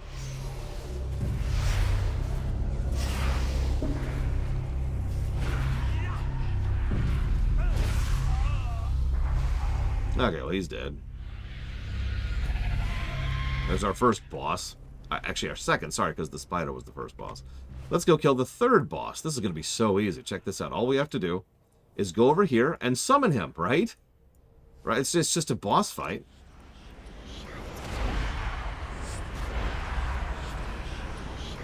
So let's see here. All we need is 20 Doom Skulls. Oh. So yeah, now we need to kill these things and get 20 of their skulls to be able to summon a boss fight. Because this is BC, and screw you.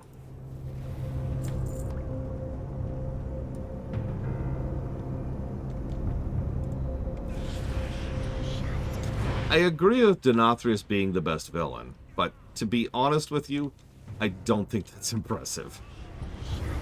Like, really, for a second, think about the competition there. We've got Moazella, who's pathetic and also a terrible retcon. We've got... I don't even remember her name. She's pathetic and terrible. We've got Helia, pathetic and terrible. So who am I missing?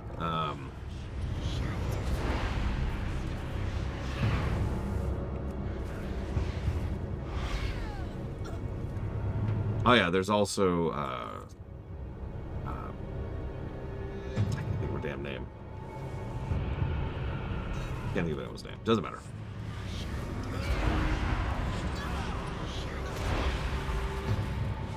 They're all dumb, is the point I'm trying to get across here.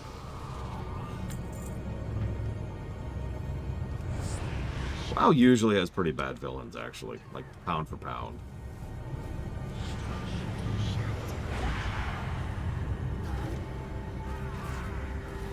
Let's see, there's the Bastion lady. Hang on, so there's the Bastion lady. What else?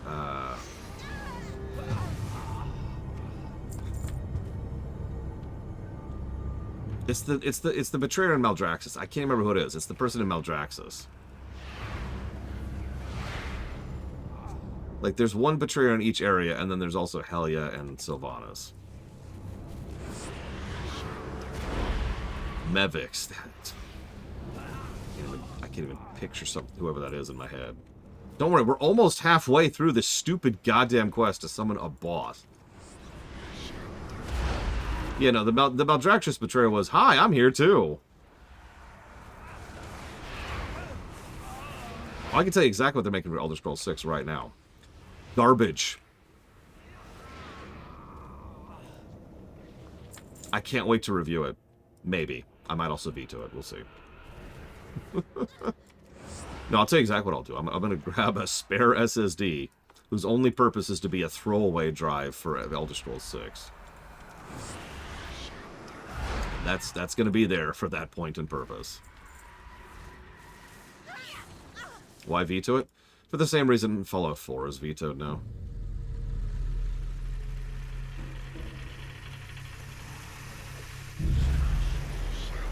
Oh yeah, speaking of terrible villains, El'Thuzad.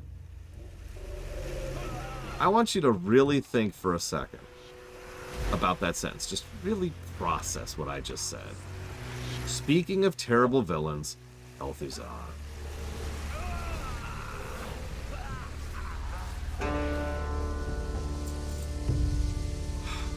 What a goddamn waste. I was actually excited to see what they did with Kel'Thuzad once we found out we were going back to the Shadows. You are being attacked by teenage boys, Zara. Ugh. Here you go. Thank you. Oh, you already ordered? Yeah. There we go. Okay. Just making sure that it wasn't being... Oh, This is my sister. no. Well, I mean, apparently she's not my sister at the moment. I am teenage boy me. That is also still a mom. Yep. Yeah, her voice is having some issues, as you may or may not be able to tell. I did some cleaning, Yep. and I breathed in some dust, Uh-huh. And now this. and now And this is where we're at.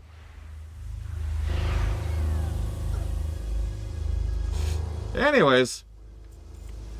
Oh my god, I'm only up to I feel 16. like you've turned on another add-on. Nope. There are two. Decursive and Bartender. No, this. That's just my health bar. Why is... No, that's not what... Why? There's Bartender. There's Decursive. Oh, you have personal resourcey thingy on. I do also have Omni on. I actually forgot about that. Yes, Neil.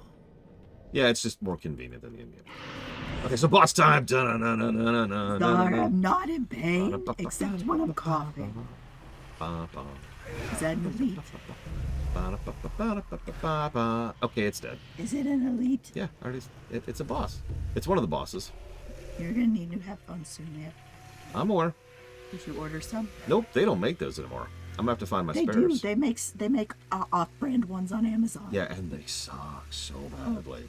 Like, the audio quality is so noticeably worse that I can barely tolerate them. And I can't do any of my audio editing with them.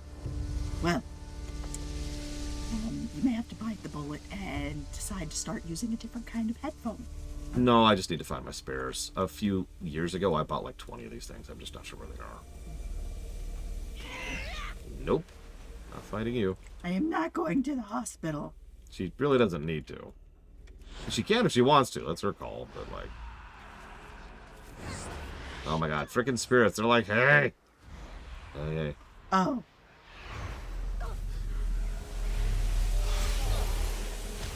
Okay. That should be sufficient. He wasn't talking about me. Alright, so now let's go ahead and summon the Dune reference here. There we go. So there's our Dune reference. It's even called Hal Shulud, by the way. Because of course it is.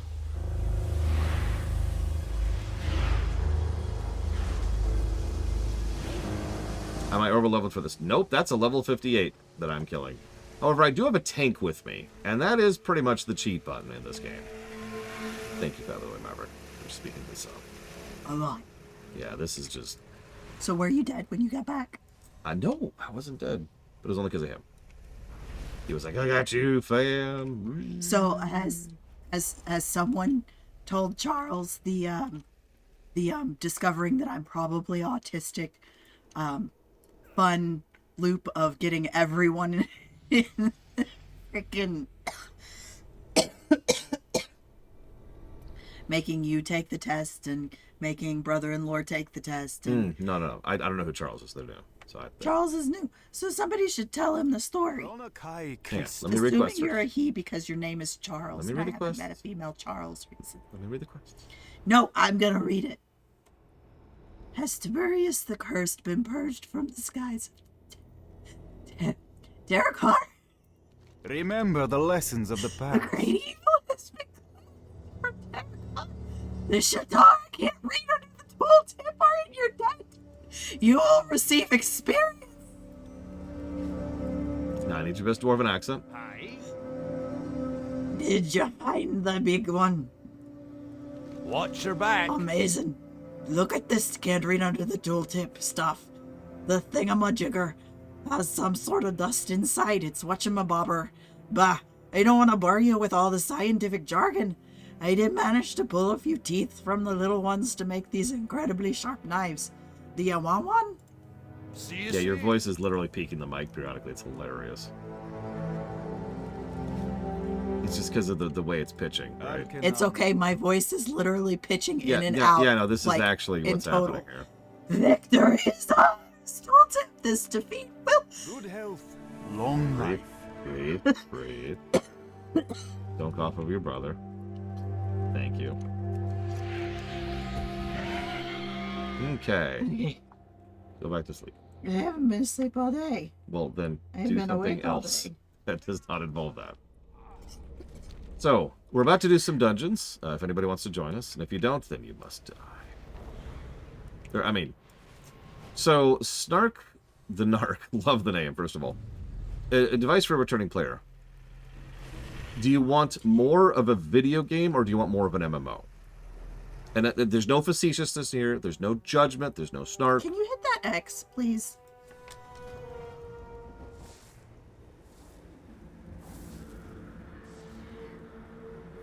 We'll go with that one. I have really good insurance, and so it won't actually cost. It'll only cost about $400 for me to find out if I am, which is expensive, but is not expensive. Hey, he has a daily. Hey, he has a daily. Bye. Bye Hey. forever. Hey, This is actually quite disorienting. hey, you do a thing. This is the part where I make everyone in chat have epileptic seizures.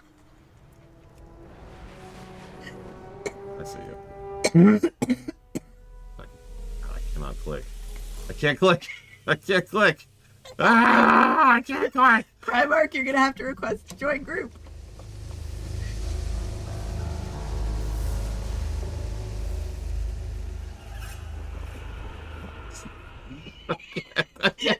I can't. I'm physically incapable.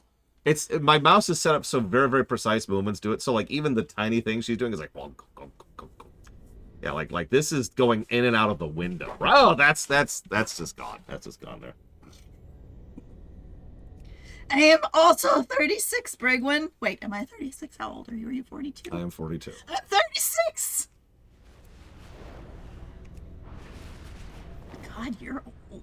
Yep, I'm an old man. Okay. Let's do the two relevant quests first. Yeah, Brigwin's older than I am, by the way.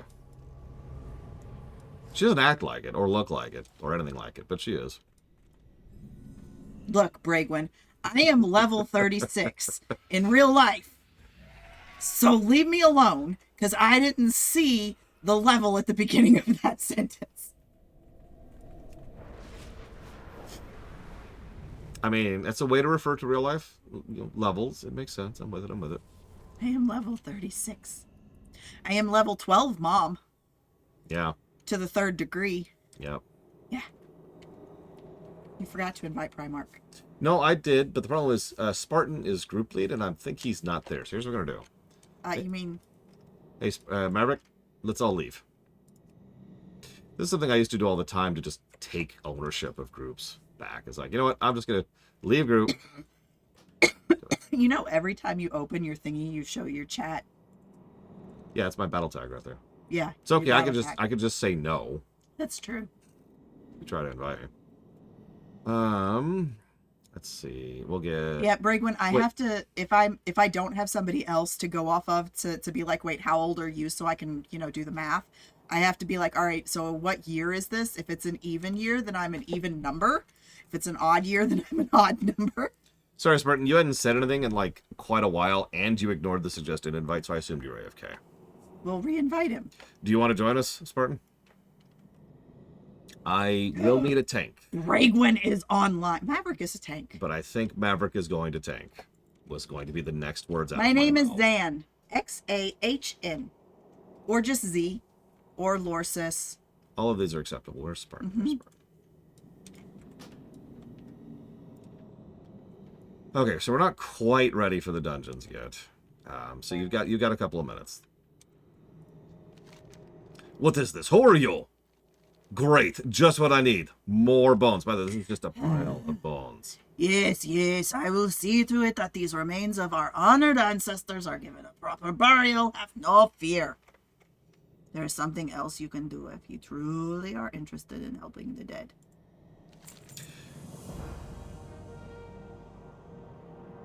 Many spirits of the Drana were corrupted by the explosion at Auckland, and now they wander the wastes in torment. I beseech you, put them to rest.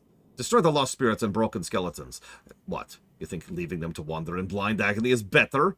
Afterward, return to me at the refugee camp and then return to that other I dude was gonna and say, tell it's him some that. other guy. It's some other guy. Hey, come talk to me. I'm a little kid. Hi, I think that Draenei, they're all around us. Nobody believes me because I'm a child. Not even my own mommy believes me. He points at the woman. He believes me though. Wait, he points to someone else. It's the guy over there. He believes me though. He sees them too. Boy, does he get angry about it. It's kind of funny. I see ghosts and people just smile and they pat me on the head, trying to placate me. Rabador sees ghosts of people and they label him as crazy. I sure hope I never grow up. I can't read through the window. You should probably talk to the dude before you go inside because he has another quest for you that you just picked up. He was once a death priest like you. Wait, no, you're a void priest. That's different. I mean, in the interest of fairness, a lot of us are death such and such, whether we advertise that or not. Lunareth says that they would come. Yep, I saw. We're currently full, but Oh. if anybody wants to bow out, or if we have room, then we can make that happen. The child is correct. I was once a death priest. That's an unsavory title. Although through that corridor lies the Aucklandite crypts. Inside you'll find the remnants of my priory. They're all mad now, of course. Insane to the last. I suppose I stood out, being the last one among them with any common sense. Of course, I was excommunicated for my beliefs. What are my beliefs, you say? I believe the dead, which we've been caring for the 500 years, should be left alone. Maladar has other plans. He's going to read this later when we actually do this dungeon. Aren't you doing the dungeon right now? Not immediately, no. We need to do one little side quest first, because I think it unlocks something. Well, go out there and kill the things that I want you to kill on the quest. So Bregwin has just left the group, Lunaroth. Bragwin, how dare you leave the group? It's okay. Yeah, I'm curious how they'll score, too. But we'll get there. Because first, we gotta go do some boring quests. There's nothing I love more than doing boring quests. I mean, this is BC, so, you know. We appreciate the compliment, Charles.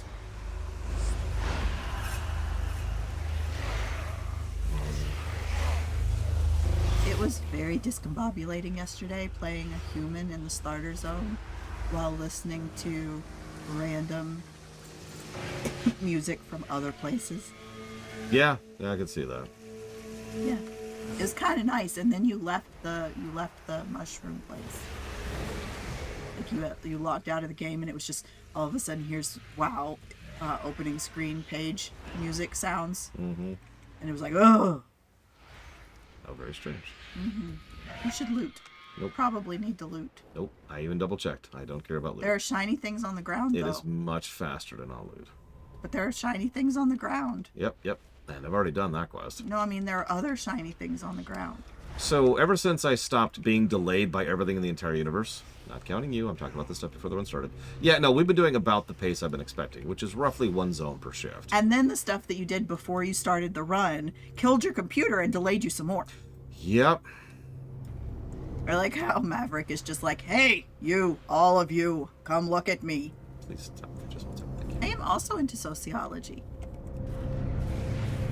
I don't think there's an increase in autistic individuals. Autism is a relatively new diagnosis to exist.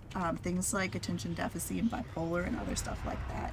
have been there slightly longer, but the realm of mental health in and of itself is a field that is relatively new, all things speaking. I mean, even back into what, like the 60s, they would just send you off to an insane asylum if you were different and give you electroshock treatment and lobotomies and shit.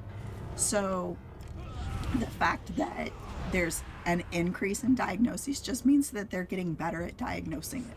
To use a specific example, all of you know that Barclay over in Star Trek is autistic, right? What you may not know, because I decided to go down the rabbit hole on this, was the term autistic existed back then, but only barely.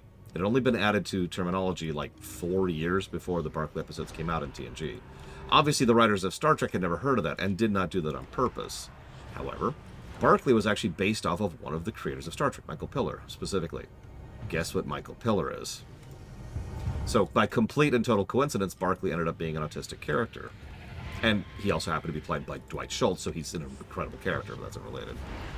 It's less of a sociological change, it's less of a change in the overall dynamics of the world and more better understanding of the way that the brain works.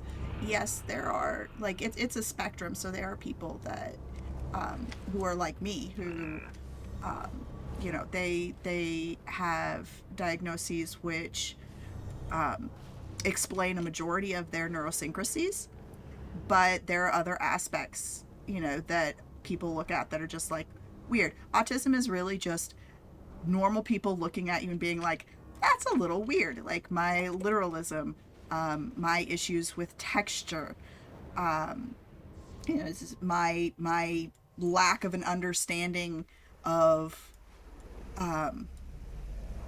why people react certain ways to certain things. Having to go out of my way to analyze and learn and find people that I'm allowed to ask questions that are strange and uncomfortable to in order to be able to work and exist inside society. But like the degree to which my differences make me they don't affect me to a degree where I'm not able to function inside society. And I think that the increase in diagnoses is because we have that better understanding of things. Hey, there's a belt. You just got whispered by probably Lunareth, given. Yeah. Many deals for a Lost what I friend was saying. What did I say right before I got distracted?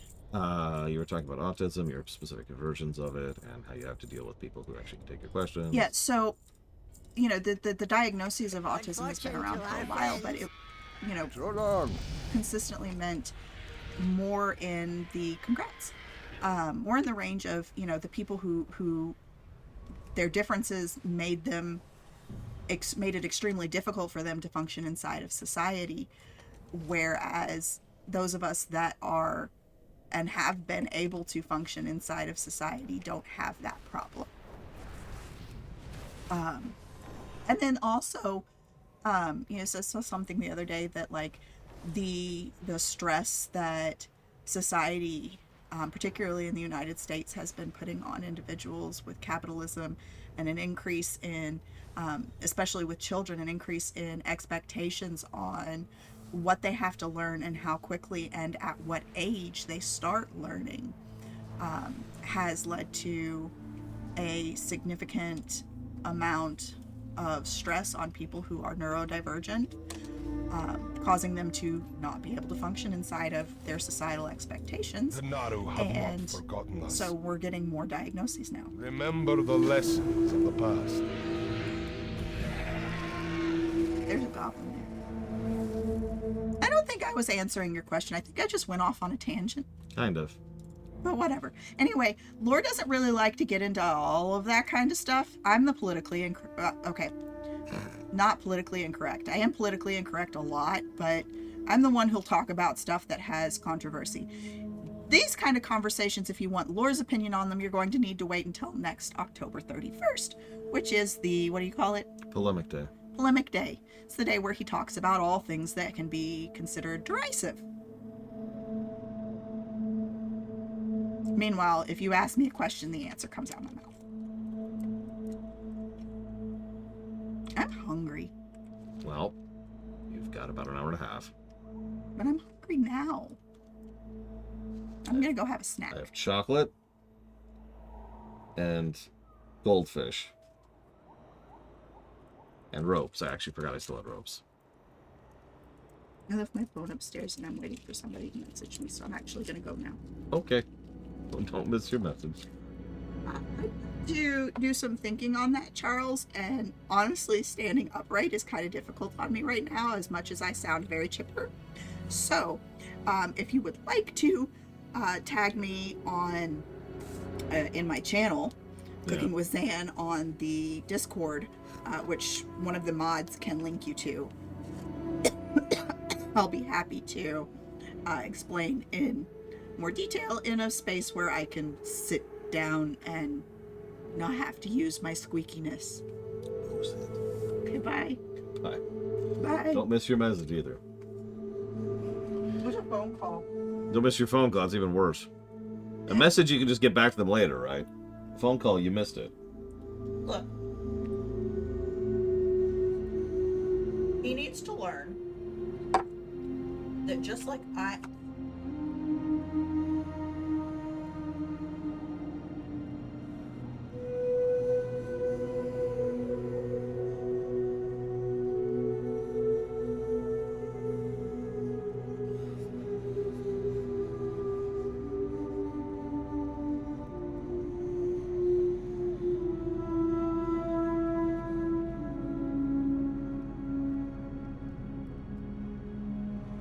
Brainweg?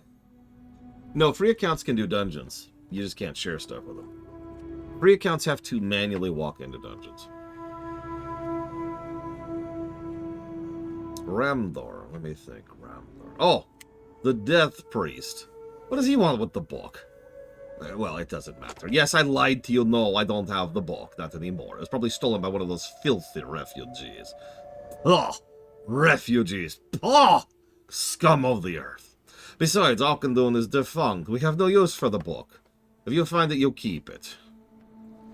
So, here's the guy finding the book. This used to be a hard fight. For the Alliance. Like, we used to actually have to come down here with a group. So this is our... Hang on. 1, 2, 3, 4. This is our 5th group boss. For 5th group quest. Just in the Auchendoun zone. The Bone Wastes.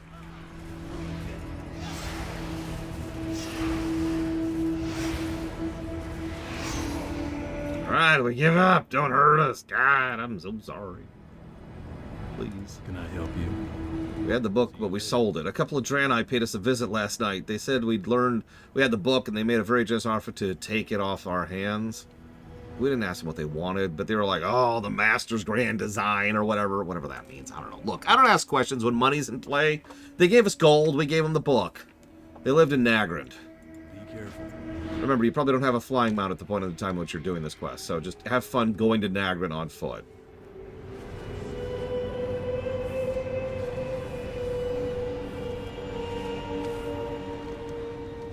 Here's Nagrand. Here's your very brief preview of Nagrand.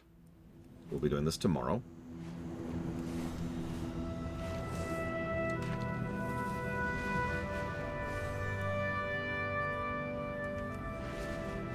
Listen, refugees are the scum of the earth. Let's lock up the borders. Refugees are the cause of all our problems. Obviously. Excuse me, I'm here for a book.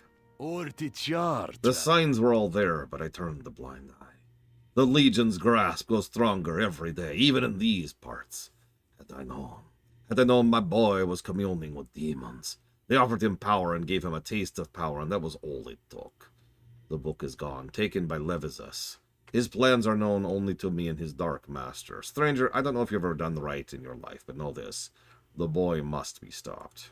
Be well. It's already begun. Levixis stands atop the ruins of Auchendoun. He reads from the Book of the Dead.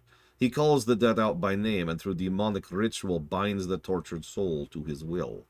He will raise all of Auchendoun given the chance, but you must prepare. You cannot do battle with that which you cannot see. Here, bring me these items. Long life, my... This quest deserves its own negative. At least back in the day. I don't know. I don't actually know if it's as bad as it used to be. God, this quest used to suck. Go fight random crap all over the universe. And, you know, fight it, and then kill it, and then loot it. It's not 100% drop rate, because of course it isn't. What kind of game do you think you're playing?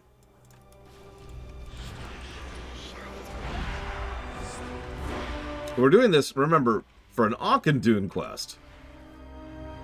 So this stuff is a little bit above that level range, and remember there was no level scaling by the day. Now, whether or not, are you freaking kidding me, Uthor? You're joking. Please tell me that's a joke, and not some kind of sick, twisted thing by a person who has no functioning brain, and is probably trying to appeal to idiots who also have no functioning brain. I just want to be clear about that one.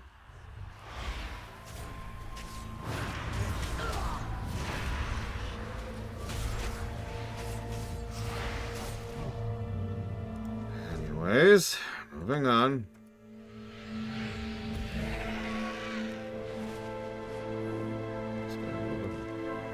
Yeah, here's what Nagrand. I'm doing a quest here. I don't know what you want from me. We're questing, yo. I also agree, Ezra. Nagrand is a very gorgeous zone. Probably one of the more beatific looking zones. But it also manages to still look alien. So, you know. Keeping the vibe of Outland.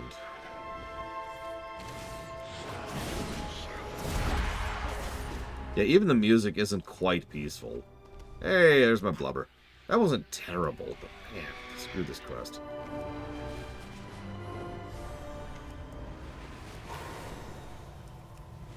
Listen, Lord Harrimont. I'm going to get rid of all taxes if you vote for me. Remember, vote for me. All taxes. Gone.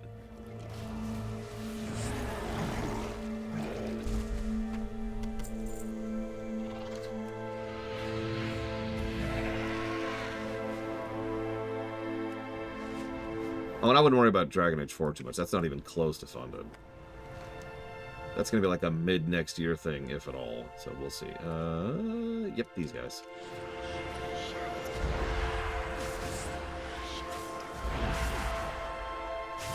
Yeah, I have this really horrible feeling that people are stupid. I don't know, it's just a vibe I'm getting, you know?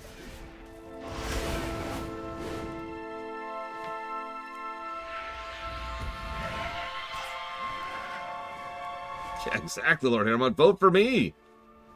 I'll give you free candy and it'll cost you nothing. Anyways, so this is Nagrand. I like Nagrand a lot more when I can fly in it, honestly. Navigating this zone on ground kind of sucks because of the, you know, the cliffs and the roads and the mountains and all that. But it's fine when you can fly. No, that's not a joke, Uthor. I have actually heard politicians say, you know, no taxes as a selling point, and that is really, really pathetic. Arkinan Poros. Yeah, you want to grind ogre beats? Hell yeah, brother. Levixus's army grows in size and power each second. You must hurry and go do this stupid grind quest. Dionysaka. Stranger, I was not forthright with you. When you drink this poison, you will forever see into the world of the dead. The recipe that you drink is a rite of initiation for the death priests of Auchendoon. Many go mad after its effects have taken hold.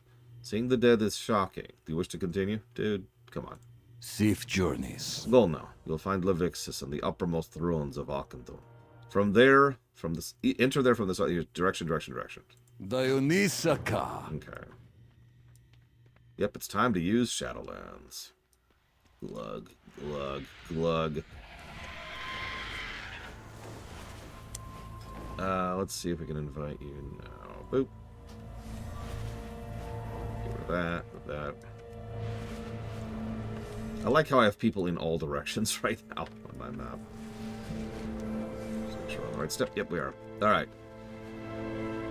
Bye. Bye, Nagrand. We'll be there tomorrow. Boy.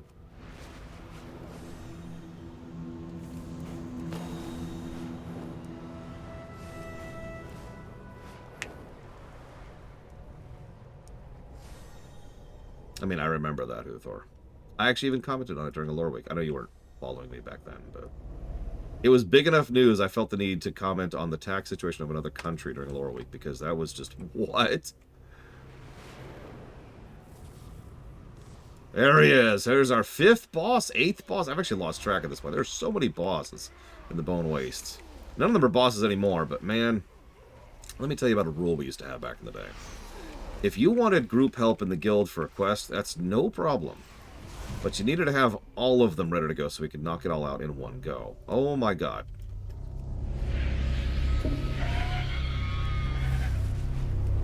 Why am I PvP'd? What is going on? Why am I PvP flagged? Why am I PvP flagged? I should not be PvP flagged. What is going on here? I don't have war mode on. I have PvP disabled.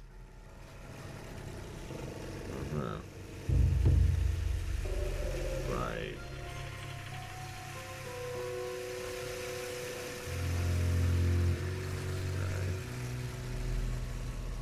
Whatever. Okay, now it's gone. That was extremely weird. Whatever. Who are you? Oh, it's you. If the old Draenei said to destroy the book, why didn't you? Ah, what's the difference? You might be greedy, but at least you're honest. Me, on the other hand, I lied to get this book. I have no idea where the lost souls keep their treasure, nor would I tell you if I did. However, I do have something for you. You did a good thing on this day. By the way, welcome to the fold. And he points to the spirits. A nice little tidbit here on the side. If you paid attention to this kid, he actually periodically talks to her. If you sit here and listen for a second, yes, Yura, you'll see that he will occasionally say, I'll tell her, grandfather, and then he'll turn to her and say, you know, Mom, your dad says this, and she's like, oh, shut up, you're stupid. But that's actually his grandfather. He's just dead. So, you've had quite an adventure before you even set in foot into the crypts. I'm one of the fortunate spirits. I was neither bound to Levixis or as part of Exarch Maladar's vile experiments in necromancy. While you have destroyed Levixis, Maladar lives on. What I ask of you is simple. Into the crypts. Speak with the Draenei spirit. You must destroy Maladar. Okay, so apparently Linarith cannot join us because level Rex.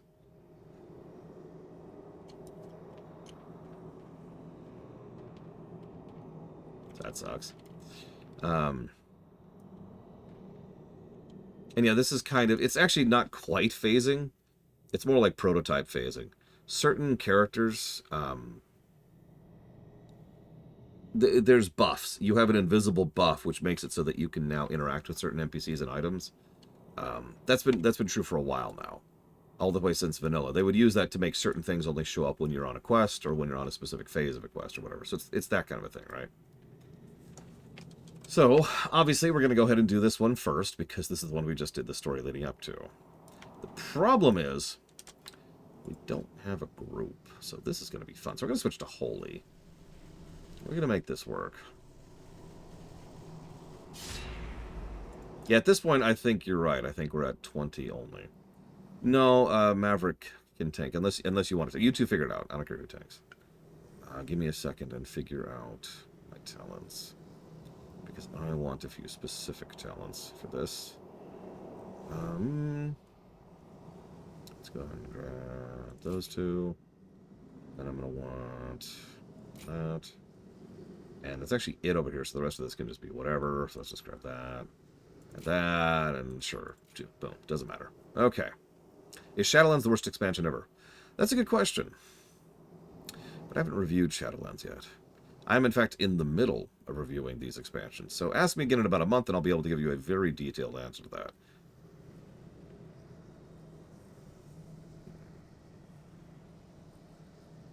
So I want Benevolence, because that's just universally useful. I'm also going to want Halo. So let's go ahead and grab down to Benevolence. And let's go ahead and grab Powered Shield buff. Over here, so we've got more complex stuff over here. We want more bouncing for that. We want Prayer to bounce even more. What do I want down here? I think I want Lightwell. I like Lightwell. So let's work our way down to Lightwell, shall we? Let's go with this. And then I need 2 more somewhere.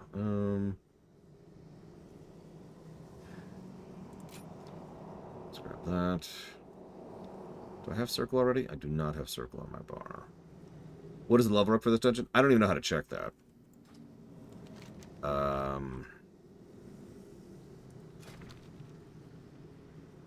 I legitimately don't actually know how to check. So, I don't know.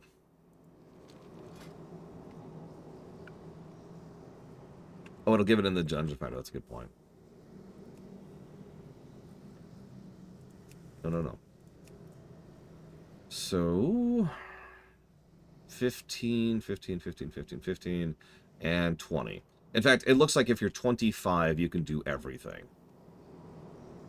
So 25 is the top most requirement for all the BC stuff. That's Arcatraz, opening the Dark Portal, Magister's Terrace. Why is Arcatraz 25? But not Steam Vault, or Mechanar, or Botanica, or Shattered Halls, or Shadow Labs. All of which are 20. It's just weird. Whatever. Let me fix this really quick.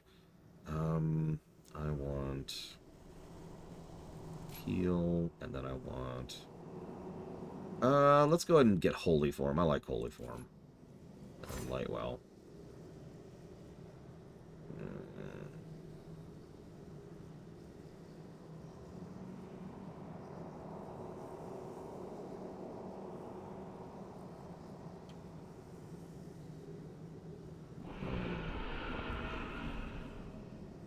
Let's go and grab that one for now. Oh, and some random talent. That doesn't matter. Okay, there we go. So I want that. Let's put that there. Apotheosis goes there. Nova, we'll put down there. This is Nova, by the way. I've actually talked about it already.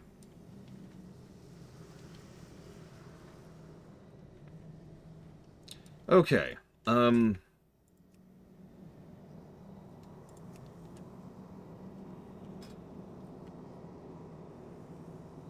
I'll go and accept your white noise here.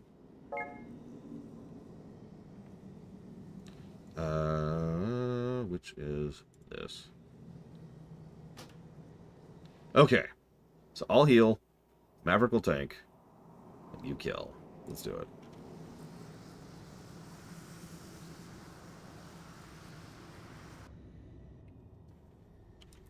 Okay. Alkanite Crypts.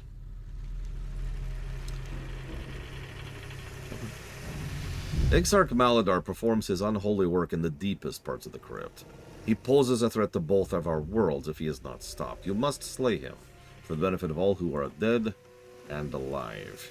A terrifying otherworldly creature, which has actually literally the wrong art design, can only be harmed in your realm. Please help us rid us of this nightmare. And I just got another talent point, so I'll put it right there, which puts us up to 50 times. Perfect. Alright. Where's Maverick? There's Maverick. A couple of buttons.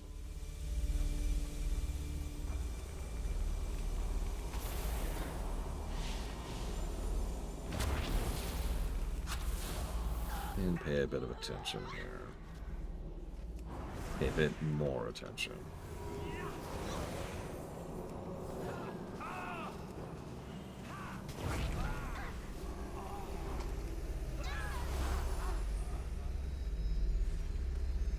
So, I'm going to be saying this a lot. I really don't have much else to say here. This is a BC dungeon. Unless the trash is really noteworthy good or bad, I don't really have much to say about it. It's a BC dungeon. It's the end. There's a bunch of trash. They have different things, like the monks there hit like a truck. The Vindicators do some kind of debuffy thing. I don't remember what. The priests are casters, and all casters sucks. The phantasmal possessors, those guys suck. You have to kill those immediately, or they actually do exactly what they sound like. It's right there in the tin.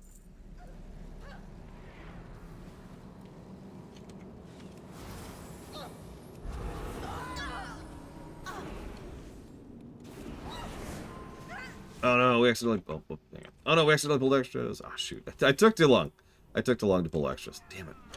I'm so terrible at being a bad healer. So periodically, as you spawn certain enemies, or excuse me, as you aggro certain enemies, they spawn new ads. So a lot of packs that look like 2 packs are actually more like 4 or 5. And yeah, let's talk about the story arc here. It's kind of understated, and for that, it's not going to really get a whole lot of points. The idea here is that the Draenei have a whole thing with the dead, because the Draenei are kind of afraid of the dead. Afraid of death might be a better way to put that. I know that sounds strange, but remember, these people are functionally immortal. And unlike the elves, they don't have a source of that. They're just naturally immortal beings. So they have a whole cultural thing with the dead. That's why they have death priests, and that's why when they landed on Draenor, like 1,000 years ago, one of the first things they did was they built a giant frickin' mausoleum. You might think this might not be big enough in order to hold all their dead, but you have to remember, their people don't die all that often. So this was the graveyard. The only graveyard. Now, obviously it's not quite equivalent, but I want you to imagine for just a moment that every dead person on Earth was in one spot. Just picture what that would be like for a second. Now, the 1-2 whammy of that particular thing is... That was some weird lag. Yeah, no, they're just not used to death.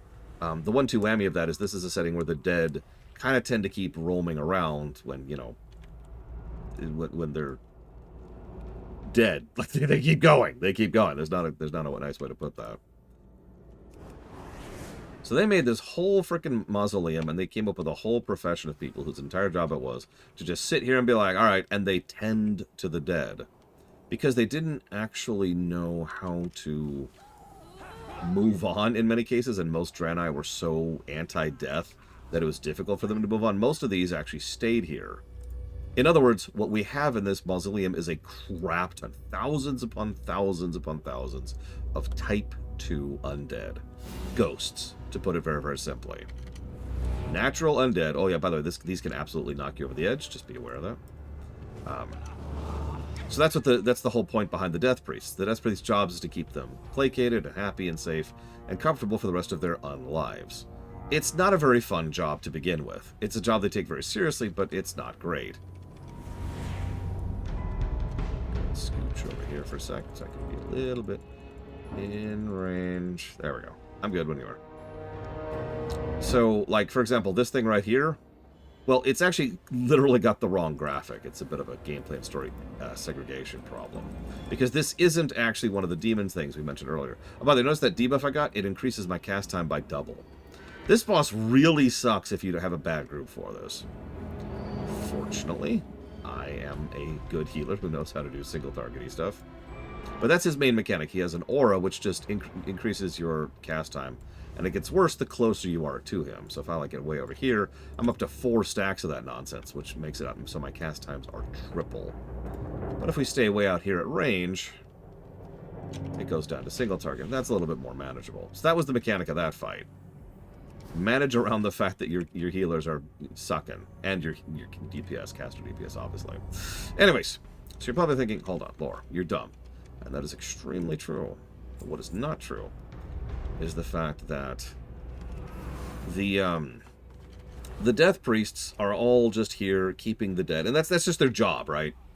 Like, I want you to imagine you're in charge of a hotel, except the hotel is filled with dead people, and they don't have the same kind of wants and needs that, you know, living people have. Cool. You're the concierge of the dead. Then Auchindoun happened. That is to say, that giant explosion we've already shown off.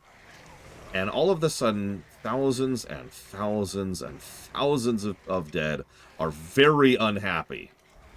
And pretty much every single person who was in charge of being here and taking care of these, the Auchinai, they call themselves. We've actually already been killing them this whole time.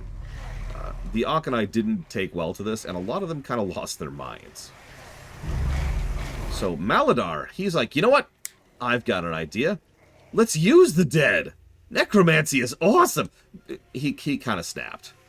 He snapped so hard that what effectively happened is he couldn't take the pressure of it. The stress and the pressure of having to try and keep up with this many dead in this many directions at this much time completely broke his brain. So he decided the only way to deal with things was to deal with the dead in a more permanent manner. And like it or not, the best way to do that really is to either permanently destroy them, which most Draenei can't even functionally think about how to do, or to enslave them. So you remember that boss we just killed? Yeah, that in lore is actually an abomination. Like literally an abomination. It is it's a chunk of other Draenei clumped together into one creature, which is why it's so messed up. It's also a very short dungeon. It only has 2 bosses. You'll notice it also has an absolutely ridiculous amount of trash. Like, look at this room for a second. Look at all that red in that room. This is Akanai in a nutshell right here. Pulling this room could be a thing, especially on heroic. If you knew what you were doing, it was fine. If you didn't, you're probably dead anyways. That's whatever.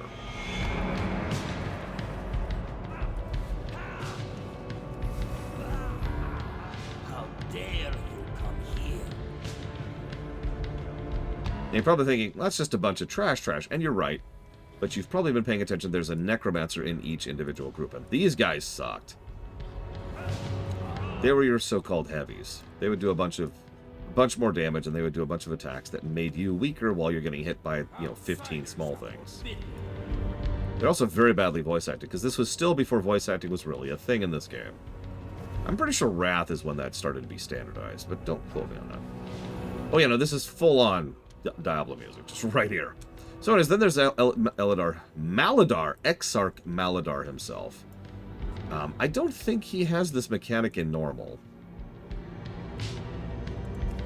No, he apparently does. So yeah, so what he'll do, he's like, and then he fears you, and that's all dumb. No, the real thing he does is he rips your soul out. And then you have to go kill your own soul in order to be able to remove the debuff the soul's putting on you. Also, he summons an avatar of the martyred, which just does Sunder and Mortal Strike. In other words, screw your tank. That's actually kind of it. He's a fairly basic boss, as most of the BC bosses are. And yeah, it's a 2-boss dungeon. You will pay with your life. So we're just going to run over him. I'm not even going to heal. That's how much faith I have in Maverick's tanking abilities. I'm not going to do that. I'm not going to be a dick here. I'll put a heal out, and then I'll put another heal out. I want to pop Holy Form. Boing! Alright, everyone be healed. Yes, behold, my glorious Holy Form with this outfit. These walls will be your doom. Anyway, so I let Spartan die. I'm actually not sure what happened to Spartan there, because I was screwing around and looking at myself, and I literally didn't see him take any damage. And he died while I was channeling a big AoE heal. So I'm actually kind of confused about what happened there. So now I'm going to res him. Still confused by that. My favorite dungeon out of the Auchindoun ones? Probably, well, ask me again after I finish reviewing them, and I'll be able to try that more. Anyway, so hey, so there's a Naru here. So this is actually part of a story arc. I'm not even sure we can get this quest yet, because of how weird this is nowadays. But this is Ore. So this is a fun little bit of extra lore. The idea here is that Maladar unintentionally was freaking out so hard that he was keeping a Naru contained in here. But Daore is actually fine, and once we beat Maladar, Daore gets free and is loose and is like, yay, I'm free, thank you for freeing me. And I think it's part of one of the attunement chains. Cool. I have not, whoever Marilus is.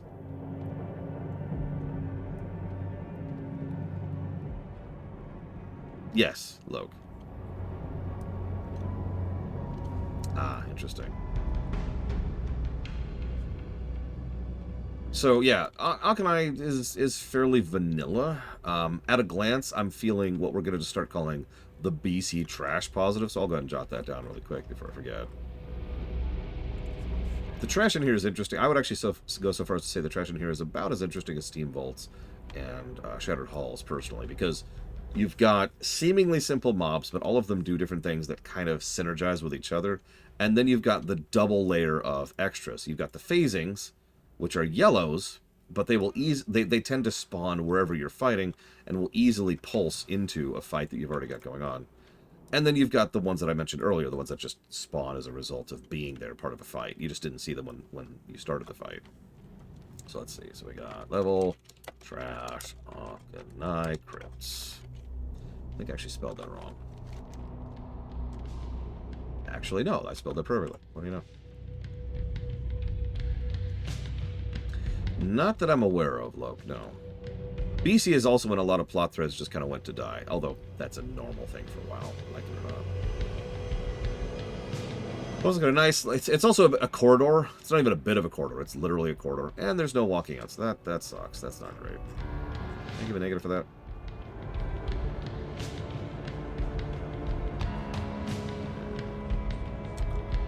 Let's turn in the quest first. That's just a non-story quest. Here, turn it. Yeah, no shortcuts, no nothing. Just walk out. By the way, spoilers. All but one of the Auchindoun dungeons are like that. And you know what? For that fact alone, Yura, I think I might say Monotooms is my answer.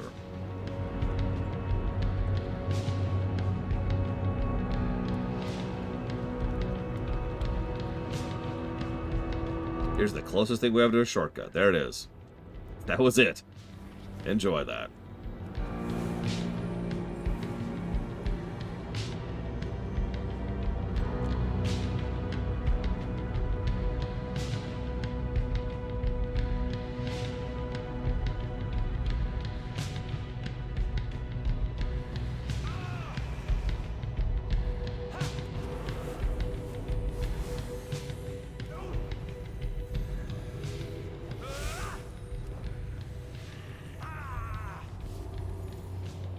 Well, I guess we'll kill these people now.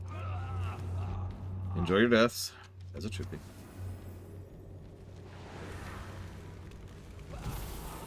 I don't think it's a negative per se, Luke.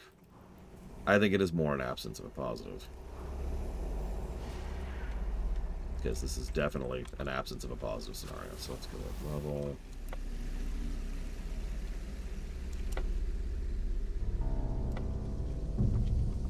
Okay. So we've killed him. He's cool, and we can move on. Bye. Let's go ahead and grab Bulwark, which I've been... Well, now. So, that was the crypts. Not too much. What's really strange is that was the culmination of a fairly long quest chain, which went to Nagrand, even. There's just not that much meat on its bones, unfortunately.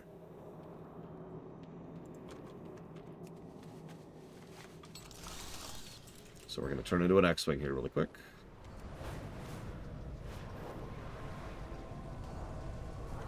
We're going to go do Sethic next. I know it's weird to do Sethic second, but the reason why is we've already had plot threads with the Arakoa. So we're going to follow through on those plot threads before we start a completely new plot. Or another one. Oh, it's a keep. Go away. Go away. There we go. Of course, Uthor. So, welcome to Sethic Halls.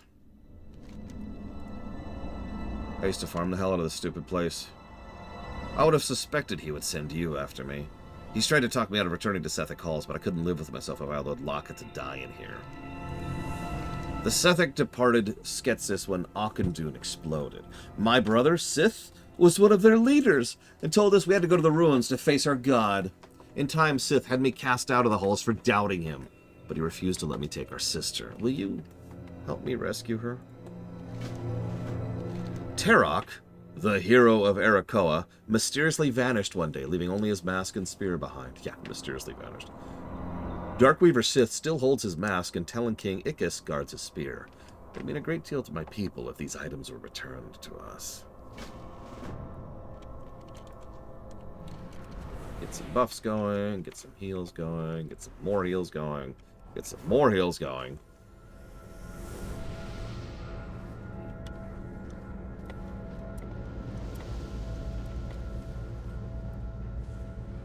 Just pop down a thing there. So I remember this dungeon most because the trash in here was astonishingly easy to wipe to if you didn't know what you're doing. And I know, I've been saying that for basically every dungeon in BC, but I really mean it this time. You see this room? Do you see this room from hell? Pulling from this room was a thing. We have the time lost controllers who would mind control you. We had the bleeding birds. Time cut. Oh, jeez. Hang on. Yeah. Yeah, I used to tank this room on a hunter. And then eventually on a warrior, obviously. Yeah, now there's a whole thing for going through this nonsense. The initiates are fine, but there's those charm totems. Those are the real problem. Charm totems are bad. They also debuff us. I forgot they did this with Shrink. Reduces your strength and your stamina. Doesn't matter to me, but it would really suck if it was on some of them. Now you're probably thinking, why'd you do this place over and over and over? I really wanted the mount. Just be honest about that. Pop this and pop this. Accidentally double pull. Oh no, accidentally double pulled. No. Yeah, I wanted Anzu. Yeah, it's funny. So let me explain something. Kata actually does more with this in my opinion, but Kata, Wrath, and BC all had a similar concept. It's the double heavy. You've seen the double heavy. You know what it is, even if you've never heard me use that term before. The double heavy was when a single trash pull would just be 2 mobs. And the moment when you see a single trash pull is just 2 mobs, you think, oh crap, that's a hard pull. Because both of those are heavies. Generally speaking, most trash pulls only have 1 heavy in them. Or in some cases, they have none.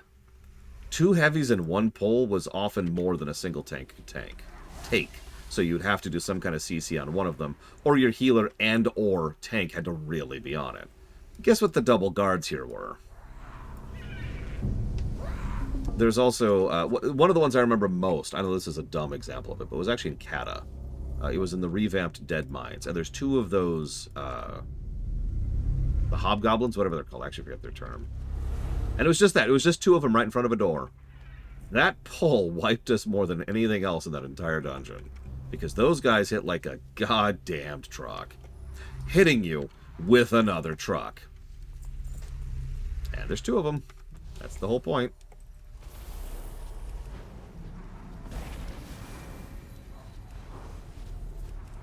Okay, so our first boss. He's really boring. This is a typical ad fight. Time to make my move. Like, all he does is he summons ads. There's, like, nothing else to this guy. I have There they are, and they're dead. of my own. This boss... We had to do a couple of specific things to make this boss work. Not heroic. But it's a very, very basic boss. There's not a lot going on here. I have pets. You'll see hear him say that a couple of times. No more life. Yep, the ads were tricky because it depended on what your class setup was. I have a buyer who's interested in the eyes of cobalt serpents. If you bring me some of these gems, I'll cut you a portion of the profits. Do we have a deal? Sure, random ethereal who just teleported in here. And we rescued her, so she's good. So we rescued the sister. She's wandering back to her brother.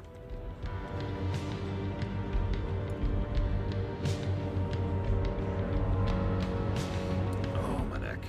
Okay. So now we have another one of the rooms from hell. Once again, notice it is a lot of very dense mobs, including a patroller, which is the Cobalt Serpent, and the Avian Rippers, which, well, you notice Maverick is dying. And that kind of makes my point for me, honestly. Pop that really quick. Pop that. Like, even with our overpowered selves, this room can hurt. This is very much a, you got CC, right? Use it kind of a room. Now, it's okay. The time loss scars are nowhere near as bad as the time loss controllers.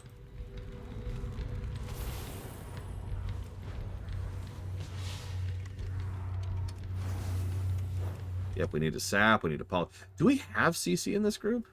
Hang on. So, that's a mage. So we have 1 poly if they're humanoid. So we got 1 poly. We've got a roots.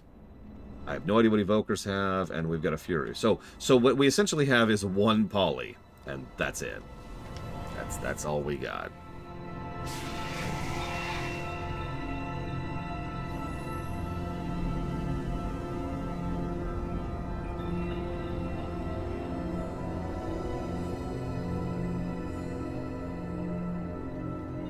Anyways. By the way, you may or may not have noticed that the layout of this dungeon is near identical to the Akanai Crypts. So, like, it's not perfectly identical, but it's closer than I'd like to admit. There's not a lot going on here.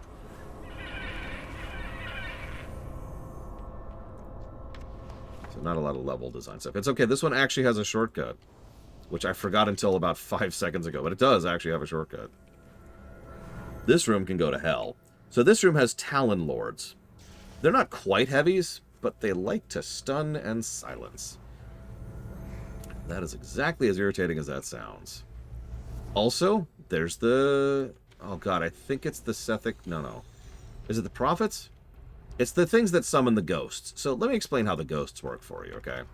So when one of these mobs dies, I actually forget which one it is. Yeah, they're right. They summon those ghosts. Those ghosts actually have normal aggro. Oh my god. So those ghosts will kill your tank, which is what just happened before I could even actually deal with any of that. I'm just going to sit here and hang for a second and see how this works out. Hang on. Gotta concentrate for just a sec. Pop this button. And yeah, we're just going to hang here for a second. Just going to hang. We're just going to hang. Healer tank. Healer tank. Oh, wrong button. Then we're going to pop Holy Form. More healer tanking. More healer tanking. Just going to keep healer tanking. Don't mind me. So, the prophets, when they die, turn into ghosts. The ghosts, they continue to have aggro. So they'll usually aggro your healers. But they will also then go for, like, whoever they had aggro on. And they're usually up there in the melee.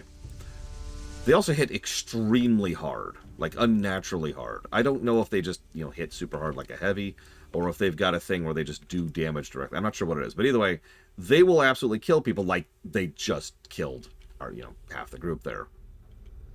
So the way that works out is you had dealing with the prophets and killing the prophets either first or last was actually a major portion of how you would deal with this trash. Usually we would kill them last, because the prophets don't do jack until you kill them. Ironically. Ugh.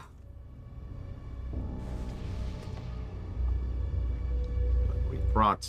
I don't know why I keep calling it brought. It's fort. It's fort. Anyways, and then you have the Time Lost Scryers. They do a debuff thing. I don't even remember what it is anymore. Obviously, the Avian Warhawks just do bleeds. They're cool. They do those dashes, which do knockbacks, which they usually target whoever's furthest back. And yeah, so here's the ghost, right? And they just slowly roam towards someone. It looks like they are aggroed to me, as they should be. And they're just going to roam towards me. Eventually, they fade. That's how you deal with them. You just live with them for a bit until they stop being unalive. Then we have 2 Raven Guards in a row, because screw you. Listen, what do you want? Trash that doesn't beat your face in? You are in the wrong expansion, sir and or madam. Then we have this room. If you're paying attention, this is the 3rd hell room of trash in a row in this stupid dungeon. You may not also be noticing that this is another dungeon that only has 2 bosses. So, we have prophets, we have shamans, who summon things. We've got time-lost shadow mages who hurt. And then we've got the Talon Lords who they interrupt and silence. It depends, Ira. I've been giving positives, so like you can't come after me for this. It's not allowed, Ira. Unless you're one of them. If you're one of them, be honest with me, it's okay. Oh yeah, we also have a Pat, the Cobalt Serpent, in the middle of this nonsense. Whoa there. Whoa there, whoa there. That's true. We did have the 3rd boss in Heroic. The one that drops the mount. And you were a druid, right? So obviously you could do this boss. Kato was interesting, and no, I do not mash command. I use a good mouse.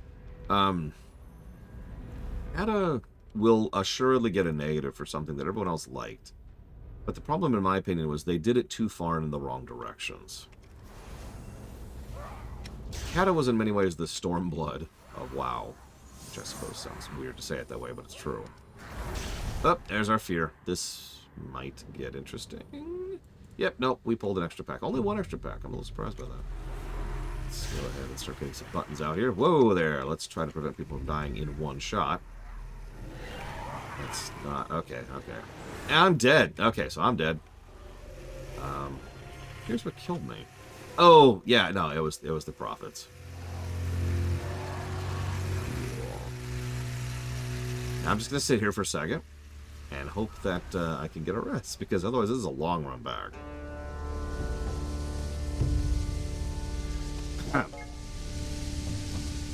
Who the hell is that? Oh, it's Talia. Hi, Talia. Boom.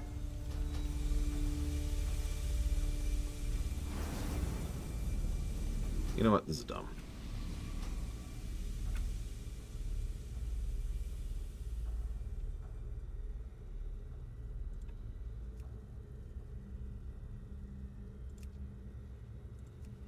Hang on one sec, hang on one sec.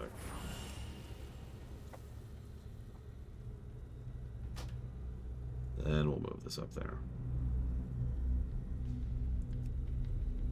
That should be easier. Yeah. By the power of the Bronze Flight, come back. This one pole right here. Oh. Really? I didn't know of Oxedras. Good to know.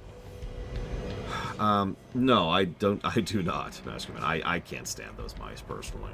I know some people swear by them, that's just really not my thing. Anyways, what the hell was I talking about? Something about trash and dying and enjoying difficult trash. So I have been giving positive to these, but it's just like, this isn't really what I would call engaging overall. Trinkets, yes. Pretty trinkets. Power. Great power. Power in trinkets. Thank you for that scintillating voice acting.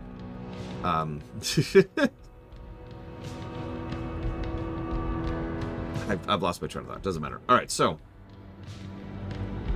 yeah, exactly. Like, this was more engaging back when we had less of an idea of what we were doing.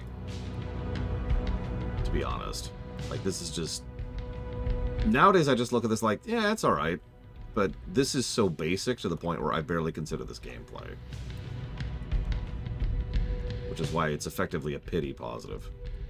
It's still a positive. I still stand by that. There's still some trash design here. I'd be foolish not to acknowledge it. I'm just gonna pull here.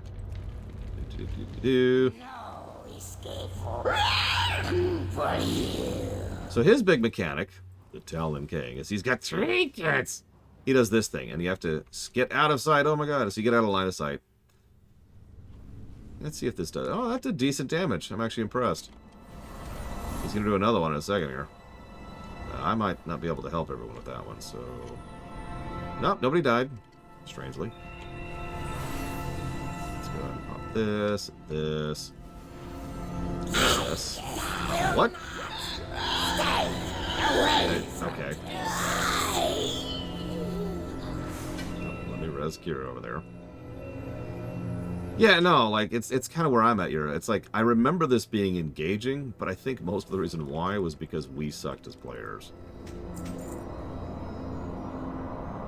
It's the same thing with Molten Core. Molten Core was like, oh my god, it was this long, terrible, awful raid that takes forever to go through. No, I appreciate it, Maverick. That's why that's why I'm pulling. Anyways, so it's not a bad dungeon. Like, the boss... Both bosses are one gimmick, nothing burger, so that's just whatever. Here's our shortcut. It goes back through ads you probably didn't kill, including the guys who mind control. So that can cause issues. So yeah, it's okay. That's why you target the time lost first. Well, that's a good question, Baron. If you asked me by memory, I would say Kata. But I haven't reviewed Wrath dungeons, so we'll see, won't we?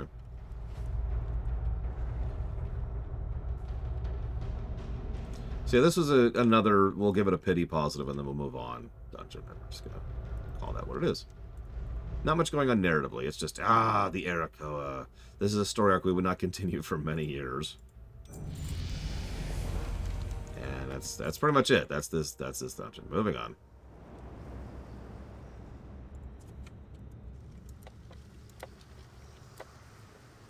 Now we've completed all the quests. Yep, so we've done it. We finished the zone, but we've got 2 dungeons left next. Does WoW need pity positives? Well, that's an interesting question. But the problem is, it does count, like, regardless of everything. It is something that's valid. There is actual trash design here. Like, if I was to use a contrary example. In Final Fantasy 1, the first actual... Whoop, this is the wrong spot. Where am I going? Pay attention, Lord. Pay attention. Wake up. The first actual dungeon... I have the vendor. Of course I do. Here, I'll just pop it right here. The first actual dungeon in FF1 is, here's a bunch of the same enemies you've been fighting the whole game, with slightly more health and damage. And that's it, right? That is a true absence of design. That's not good. That's the kind of thing that would not get any kind of positive from me. I have many. I know that's a bit harsh to call out FF1 for that, but it just felt like a good and automatic thing to go for that. What are you telling me I can't sell?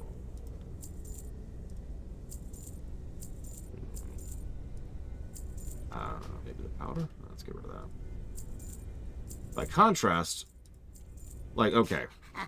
So you have a trash pole. It's got a guy who gives you a knockback effect. It's got a guy who summons an ad. It's got a guy who doesn't bleed. And it's got a guy who, once he dies, he turns into a ghost, which you can't target. It only lasts about 5 seconds, but hits like a truck. There's design there, right? It's not the greatest. I've seen better. But there is some honest-to-goodness design there. That's why it's kind of a pity positive, is because it's not great. It's certainly not the levels of, say, Pandaria trash, which is really actually good trash design, for example. Or Dragonflight or War Within or whatever like that. But it's at least design and therefore gets a positive. When you consider the gradient of how these are reviewed, an entire dungeon getting 1 trash positive is kind of an insult. And to be frank, I mean it as one. Okay. Monotombs. So let's talk about the ethereals.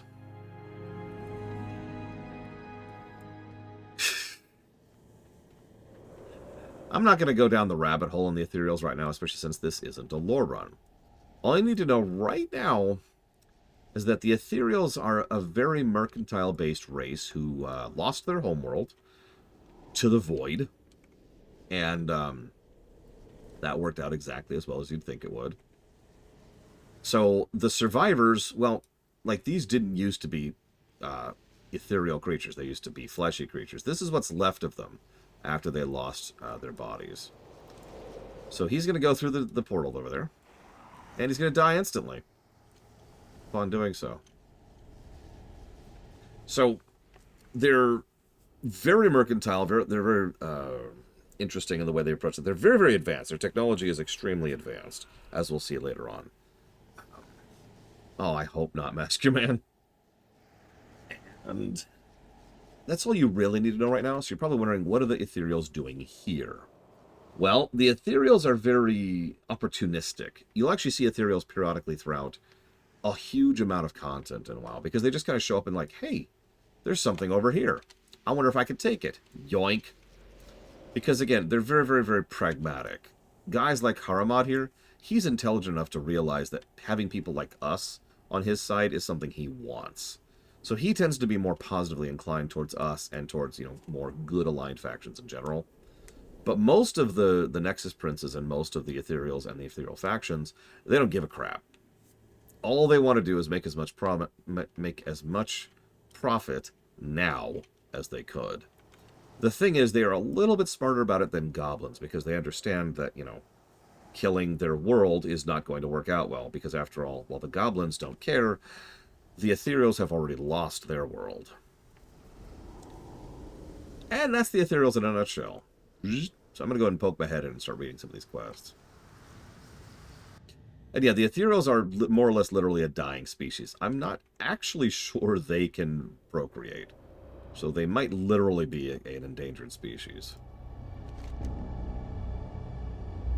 Nexus Prince Haramad kept telling me that if we didn't find a way through the Schaffer's ward soon, I'd be the next test subject. Wasn't bluffing. That meathead sent you? I suppose you'll have to do. It's nearly safe for our men to come in here and take what is rightfully ours. The real danger now is Shafar's personal army that he has crawling over this place. I need you to take care of his forces for me while I regain my strength. With his ward in place and his forces ready, Nexus Prince Shafar has been able to pillage this place for all it's worth, without an ounce of trouble. Unsurprisingly, Nexus Prince Haramad isn't pleased by this, and has placed a bounty on his head. A hefty bounty. There's a creature not far in here called Pandemonius, who's able to twist void energies to sustain and empower itself. A bit further is Teravok, a being who uses void energies to convert into crystalline structure. I need samples of these for further study. Hello, Penka. Okay, so a little buff in case it fell off, and buff, and whoop, yep, okay, so. Say it with me now. This is BC trash. This is okay, for real though, I remember Monotombs as being meaner than most of these other dungeons, especially on Heroic. Obviously, we're not seeing that right now. What we are seeing is just how ridiculous some of these guys can be. So, we've got the Scavengers. They're rogues. They hit hard and have less health and defenses. We've got the Crypt Raiders. They're melees. They hit harder, and they like to do what they just did to Maverick there, which is they'll charge the person who's furthest away from them periodically and do a knockdown. We also have the Sorcerers. They hurt. That's really all there is to them. They just hurt. You'll notice they're not as dense as some of the other trash we fought, but that's because pound for pound, almost every single one of these guys is a lot more mean than most of the other stuff we've been fighting to date. They also like to cast slow. And yes, Penka, I've been enjoying the WoW review so far, even though we're stuck in frickin' BC. Oh yeah, they also explode on death. I kind of forgot to mention that. This first boss is interesting. So Pandemonius here. Oh, it actually tells me this stuff. So he does a melee attack. Basically, his melee damage doesn't do physical damage. In other words, armor and blocking do not prevent the damage he does. He also does Void Blast, which, you know, that's a big hit. But the real thing is Dark Shell. He reflects spells and inflicts damage to melee attackers. In other words, he puts up a Spell Reflect and a Thorns aura periodically. And yes, I know it's the same damn music for all of Auchendoon. I know what you want from me.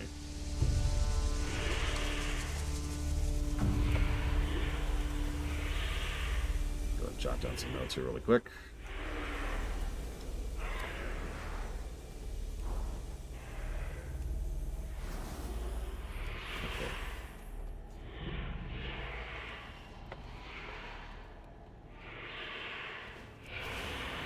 I don't know, maybe this is just me speaking personally. I might be persuaded to give a second positive for this place. Because it's a little bit more designed than some of the other ones, and a little bit more engaging as a result, instead of just, hey, here's a tons of trash, and if you get feared, you're dead. Okay, so this is Pandemonius. This is what void creatures look like. Now, at this point in time, all you're thinking of is, why is there some random demon here? But with the advantage of hindsight, this makes perfect sense. The Ethereals lost their world to the void. That means some of them are extremely anti-void, and some of them have completely given into the void. We never find out which one Shafar is, and it doesn't matter. But anytime you see Ethereals, you're going to see void stuff pretty much right next to them. It's kind of a 1-2 punch nowadays. That's what I did for FF14, Blade-to-All. If you want, I could go back and remove a whole lot of positives from FF14. To be blunt. Point in fact, one of the things I was doing most commonly throughout the FF14 run, so there's your reflect, that's going to start causing some damage. Oh yeah. Oh yeah. Yep, everyone's killing themselves. Everyone's killing themselves. Ugh, kept everyone up through it though. No, it is good design, Blade-to-All. Like, I'm apparently not communicating again, so I'm going to give up. Because I apparently can't talk today.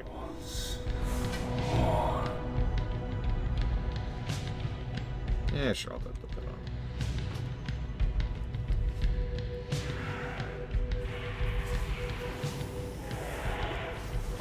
Let me use a comparison. Let me try one last time to try and explain this. So let's assume for a moment that you're doing a dungeon. Hey, and what does your trash consist of? Well, there's a guy who does damage, okay? Then there's another guy, okay? He does damage. There's a third guy. There's like a bunch of them. They do damage. And then there's a fourth guy. He occasionally does a stun. That's not design. That's not good design at all. That's... I don't know if I'd call that a neutral or a negative. I'd have to actually chew on that. But either way, that's definitely not positive territory. Oh, and I'm using a specific example. Ooh, line of sight, line of sight, line of sight. There you are. I'm actually using a specific example there. That is Darmal. Darmal East, in fact.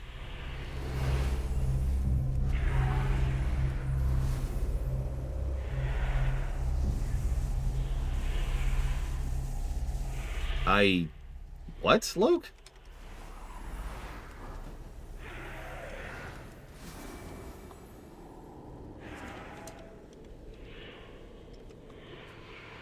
Hang on, Loke is confusing me. So Maverick, you're gonna get less healing for a minute, because Loke really wants me to talk about F14 right now.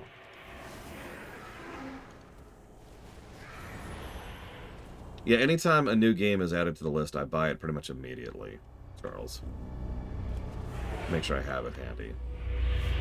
Yeah, hang on, Loke. I'm. Yes, second. Yes, second. Yeah, that's great. That's great. You're not explaining anything. Just give me a minute. You're speaking nonsense, Luke.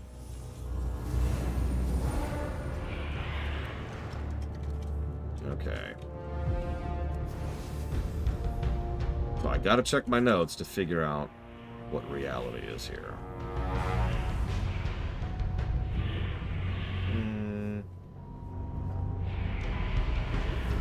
Okay, that's what I thought.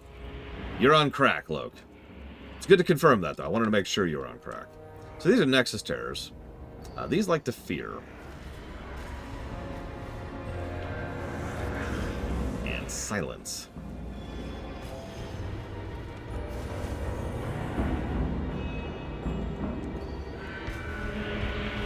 I suppose I should explain why you're on crack, Luke. There is no Wook Lamont voice direction negative.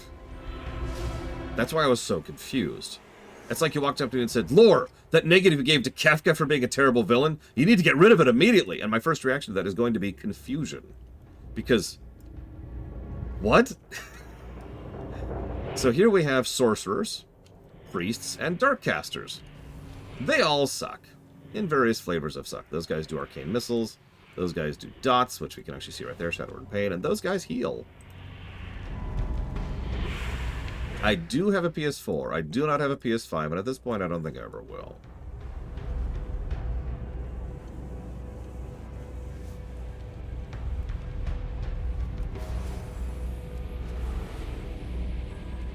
It's true, I gave a negative for Kuja for having bad fashion sense.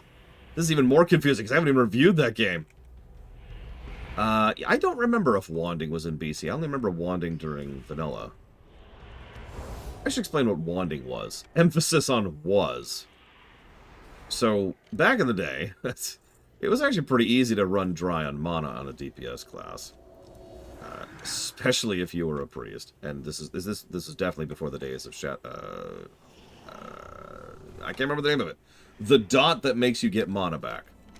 So what you do is in your intervening time, you would do wanding, which is a ranged auto attack. It's like shooting with a hunter, right? Pretty much the exact same thing. Apparently, it was still a thing as recently as Kata. I'm gonna have to take your word on that one. I secretly don't believe you.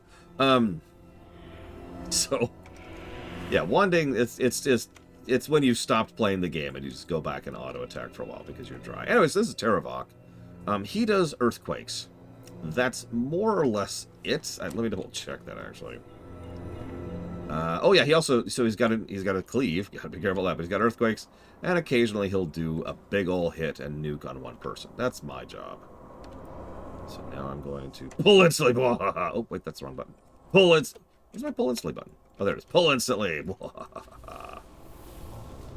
Yeah, I complain about green DPS a lot. I want you to imagine playing a healer and your gameplay mechanic of DPSing is literally right-clicking the boss and then walking away from it for a minute.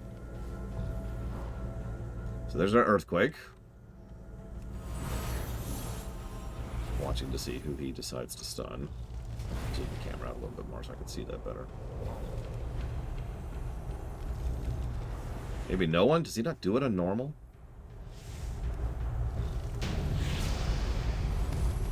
Guess not. Okay, whatever. Rip out his heart. There we go. By the way, that's 2 void bosses in a row. Well, apparently he did stun you. I just didn't even notice. So now we have Nexus Stalkers. They're rogues. They hit very, very hard. Leeches. They do exactly what they sound like to casters. Dark casters continue to dot, as is their wont. And a sub from Renzada. Thank you, Renzada, as always. Much obliged and much appreciated. Thank you.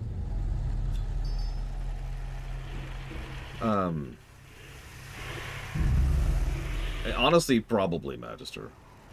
Like, wanding, you get the idea of wanding, but really, no. Wanding was just white damage, but worse in every way.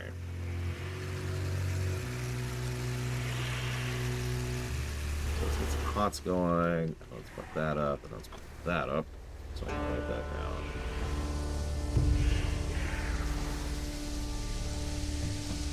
So that is...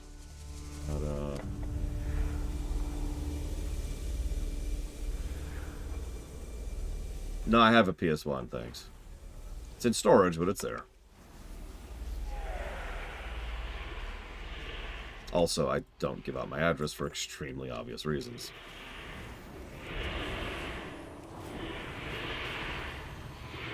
I don't know, Spartan. You're doing pretty terrible. No, so Ranzadas is going towards Frostpunk, Jedi Survivor, and Pokemon Violet. Oh, don't even get me started on the ammo system. I have thought many times over many years about how to make the ammo system work, and gonna be real, I've never come up with anything I consider satisfactory. Like, no. Just, no matter what you do, it either becomes the norm, and therefore default and not fun. Oh, Jesus Christ. Okay. Hang on. I'm gonna pop this. I'm gonna pop this. Do this all in order. I'm gonna pop this. I'm gonna get silenced. Everyone, I'm silenced. Woo! Now I'm feared. Yep. This is how this goes. Yep, we just pulled another pack. I'm gonna pop this now in the middle of the group. Just keep killing. Just keep killing. I am now silenced again. That's a normal thing in here. They call this the monotombs for a reason. I have aggro. So that's extremely bad. You know why I have aggro? I actually could tell you literally why I have aggro. It's because the rogues in here do gouge, which is an incapacitate. And for those of you who don't know how that works, when you get incapacitated, the mob who was going to hit you will not hit you again, which would break you out of it. Instead, they immediately go to their next biggest aggro target. Trust me, this really sucked as a tank. I hate incapacitate as a tank. That. Anyways, Endless Baron. Moving on. So how was that, Rome? Buckshot, roulette. Roulette. Oh god, yeah, there we go. Hang on, Maverick's taking damage. Give me a second, Okay, Pokemon Violet. And so there's no Yakuza block. You have to pick a specific Yakuza game. Damn, it's fair.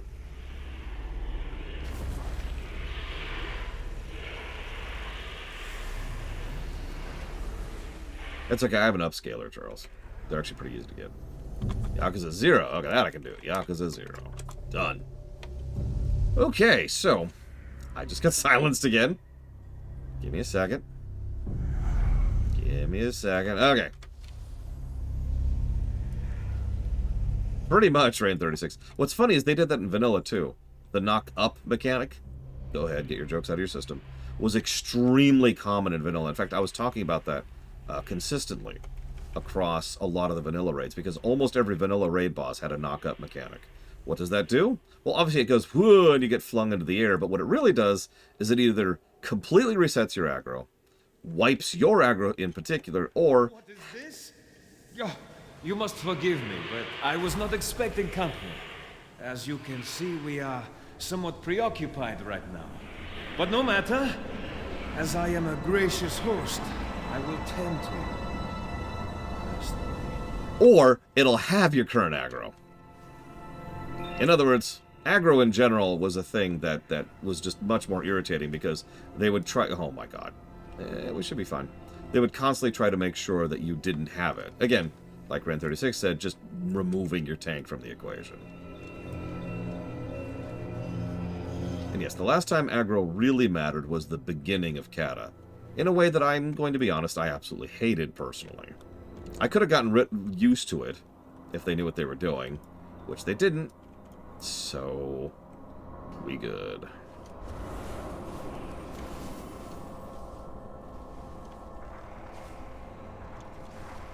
Yep, so that's how those guys go.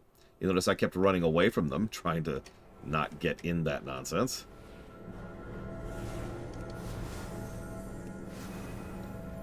So, boss time. He spawns beacons constantly. Beacons spawn ads. You can kill a beacon. Congrats, Fife. You can kill a beacon in order to prevent it from spawning ads. I don't even remember if he does anything else. He does Fireball, which is whatever, Frost Bolt, which is whatever, Frost Nova, and he blinks periodically. And I believe, either back in the day or still currently, the blink was also an aggro reset. So he just kind of does whatever. And yeah, just burn the boss. Just kill him. So I have longed for a good adventure. Yeah, whatever you say, Cam Clark.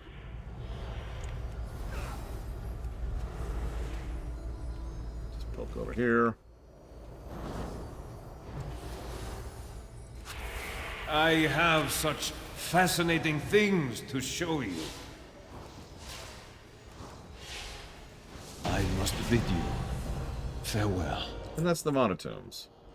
But there's actually one last asterisk to the Monotombs. That's that I have to send a message.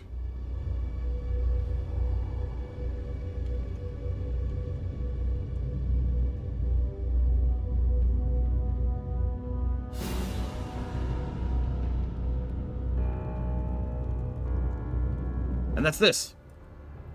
A shortcut. An honest-to-goodness shortcut. And it's also arguably a better shortcut than the one back in Sethic. So, decent shortcut, surprisingly interesting bosses, and real design to the trash. I think this might be the best of the three.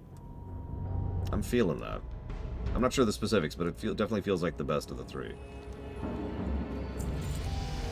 I didn't think a Blood Elf would be able to defeat a Nexus Prince. You've surprised me, and here's your handsome reward. I think that was in Heroic, and I think it was part of an Attune chain. I remember that. I remember that there was a quest in, like, the second room. Or, excuse me. Yeah, no, the second room after the first hallway.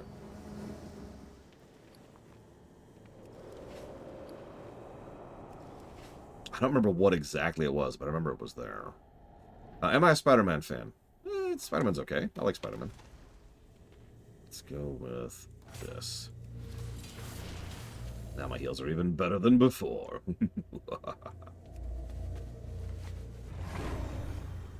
Well, no, of course not, Rain 36. We obviously come back to Shadow Labs later, even though all the quest arcs go right here immediately. Actually, I'm not sure is the real answer to that.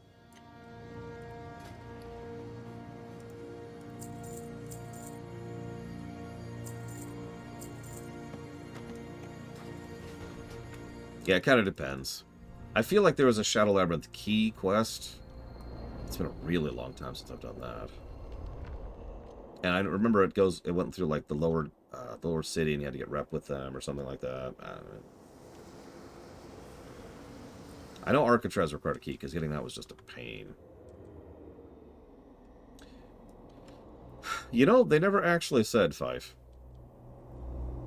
Real talk. Like, the assumption is it's mana, because it's the Monotombs. But, like, why would mana be in a Draenei fault, right? More likely it was probably tech, right? The Draenei are actually very advanced in terms of crystal tech, so that's probably what they were looting. But that wouldn't be invented until, like, warlords. So, who knows?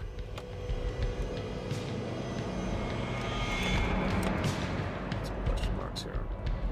Yeah, no, the Netherstorm stuff is very clearly back-to-back. It's like you hit, I think it's Botanica first, and then Mechanar. Like, or the other way. I guess it doesn't really matter, but Botanica and Mechanar.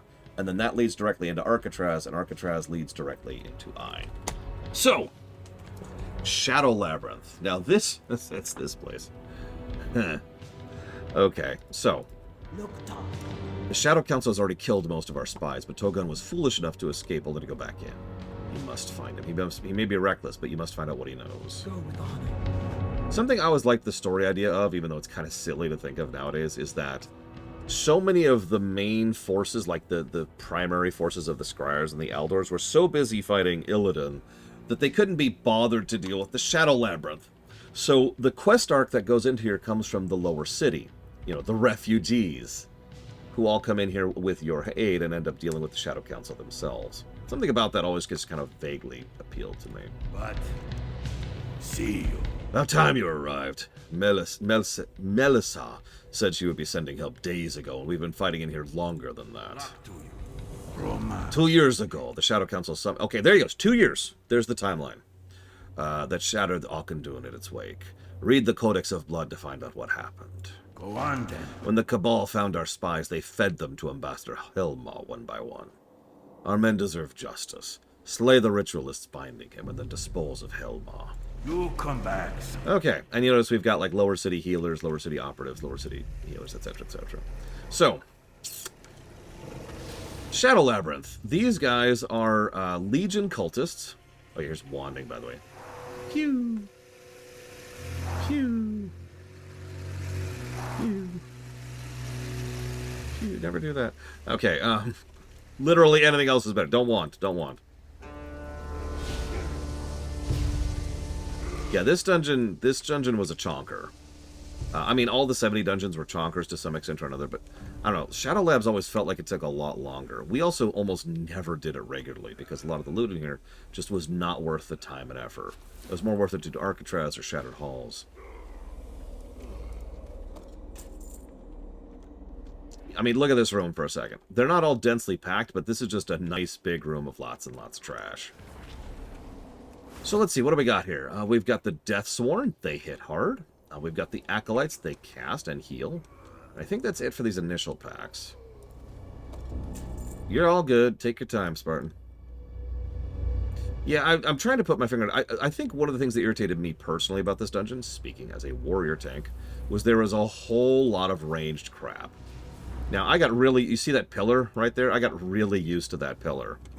No joke, because that was where I would tank everything in this entire dungeon. I'd constantly be ducking back around it to try and drag stuff to me. If I could name one small thing that I wish modern dungeons did that they used to do, it's ranged pulling. I mean, just pulling in general, right? Like the art of pulling. Grabbing something at just the right moment and at just the right weight, and then getting into a situation where you can deal with it. You literally saw me doing that in Steam Vaults, just out of memory muscle memory. Nice, slow, boring hallway up here. And then this room. So we have to sweep this room to fight this boss. We have to kill here. Everything. So, you'll notice Maverick is ranged pulling because these are all ranged. And hey, check this out. There's not really a lot of pillars here. So you just have to distance pull, which is what Maverick is actually doing right now. Funny how that works out. They have fire dots and they do range damage, so this just kind of sucks.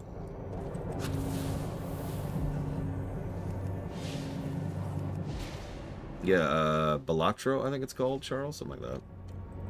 I've heard really good things about it. I haven't played it myself, though, because when would I have time for that? Then we've got the Fell Overseers. The Fell Overseers are heavies. They are your classic 1-to-1 heavy. They are very big, they have lots of health, and they hit very, very, very hard.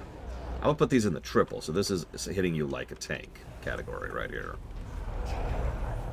Like the fact that Maverick's health is moving at all while I have buffs on him says all it needs to. So, they also fear in a dungeon where there's lots and lots of ranged mobs. And not a lot of line of sight to deal with that.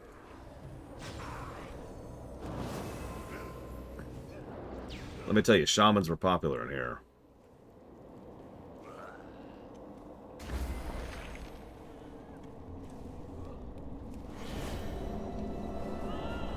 Okay, so there's our next, because of course we just keep chain pulling, because that's our life. It's okay, we got this, but as usual, almost all of this stuff would have been a wipe back in the day. Like, just pulling the one fellow overseer plus the trash, that probably would have been right there. Yeah. Well, the good news is you can't pay for positives, Charles. Could you imagine how awful that would be if I was just IGN? God. Yeah, you pretty much have to be ready for the boss when you start pulling the trash. There's also this guy on the left. I'm actually going to pull him early, because he likes to show up when he is unwanted. So we're going to pull him now. Get a little line of sight going on. Get a little bit of this going on. Pop this down. Of course, sorry, you said that earlier, and I was so confused by the question, I didn't answer out loud. I'm going to test every spec in this review. At this point, I'm pretty much done with Priest. I've already covered 4... No, hang on. 2, 4, 6. I've already done 6 of the Priest spec stuff right now. So then, immediately after that, you know, I've also covered most of the Warrior stuff at this point. Probably tonight? No, I've changed my mind. Tomorrow, while we're doing the... No, not tomorrow. What is the next day? Thursday, I think, would be the next day. On Thursday, there's going to be some Indian food for my sister, which looks and smells very good. I apologize to everyone who cannot smell it. Please don't, please don't, please There's don't. garlic naan. Okay, thank you. There's curry. Just regular ass curry. And this is chicken madra, which is another kind of curry. I don't think I've had that. Or if I haven't, haven't. It's new. Oh, So nice. I got it so you could try it. Thank you. I look forward to trying it. Here's our second boss. This... Oh, no, excuse me. First boss. This is Ambassador Helmaw. He does something. Going to bed. Oh, that's right. So he does a fear, of course. But the really big thing about them is that. Corrosive acid. I love Paneer. Corrosive acid is one of those weird dots that seems pathetic until you realize it massively reduces the armor of whoever he does it on.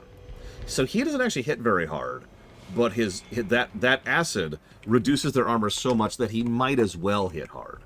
Hang on, there's actually another asterisk on top of this. Because he likes to... Get out of range of this. He's about to do it. I just feel it. There it is. He likes to fear pretty much the entire group. His fear has a 45-yard range, which is gargantuan.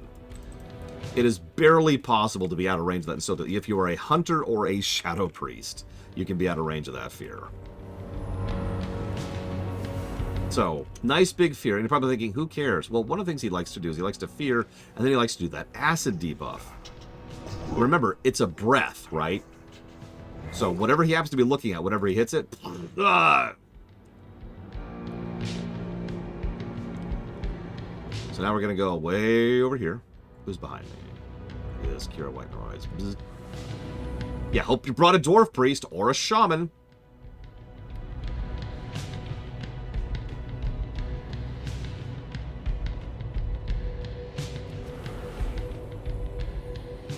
I think you're right, Magister. More adamantite. A lot of adamantite in dungeons. You can get me out of this what species are you? Orc. Do you think you can get me out of this cage? It's a bit cramped. They've been torturing me, trying to get me to tell them everything I know. They fed the others to Helma, and I was to be next, but I told them nothing. They're using special devices to make their summoning more powerful. Go steal those devices. Okay. You want me to let you out? No? Okay, cool. Bye, dude. Do you want like a magazine or... Okay. Buff. Oh, I actually have the feather. I have a feather. I have a feather. I'll also take a feather.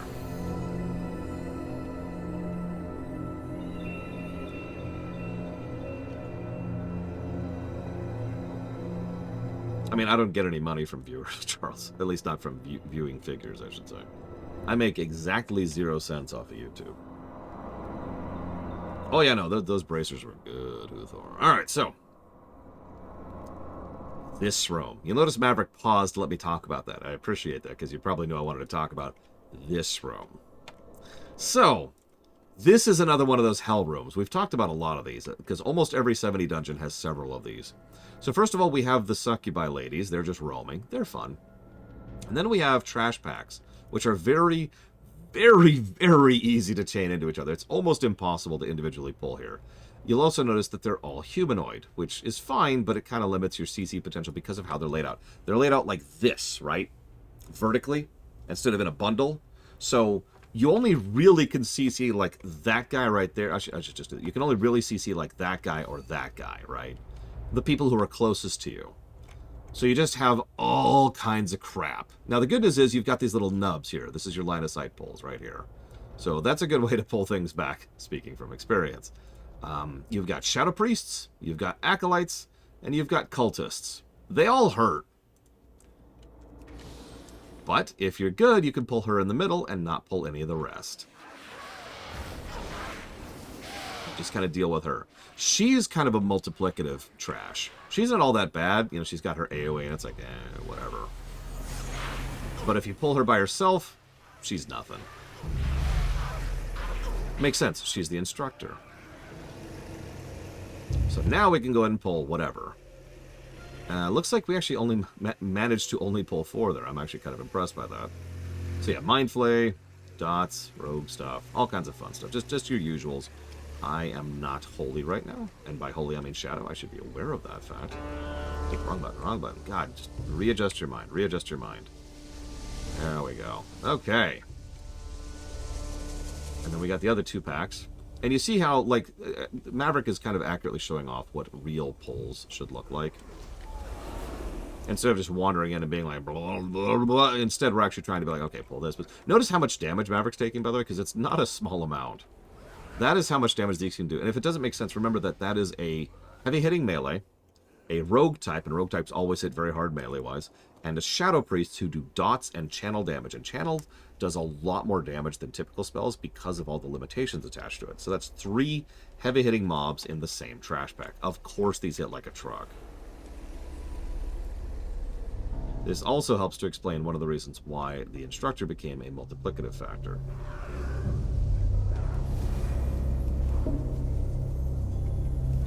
Do this, get some buffs going. Nothing fancy, nothing fancy. Now, there's some quest items on the sides of the room. And nobody wanted to clear this room to get those quest items. How many of you, back in BC, just sat on this quest for freaking weeks or months, waiting to finish that quest because you didn't know when you would finally actually have a goddamn group willing to pull the side content? I'm going to deliberately overpull here just because I want to show off what that's like. Or not. I'm going to deliberately overpull. Let me make what's happening here very clear.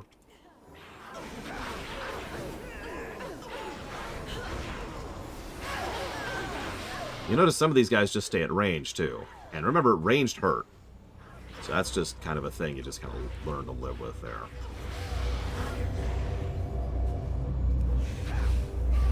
So I'd actually pay attention a little bit there. But it's all good. It's all good. We're all good. Everything's fine. Everything's fine. Now, I'm going to be greedy.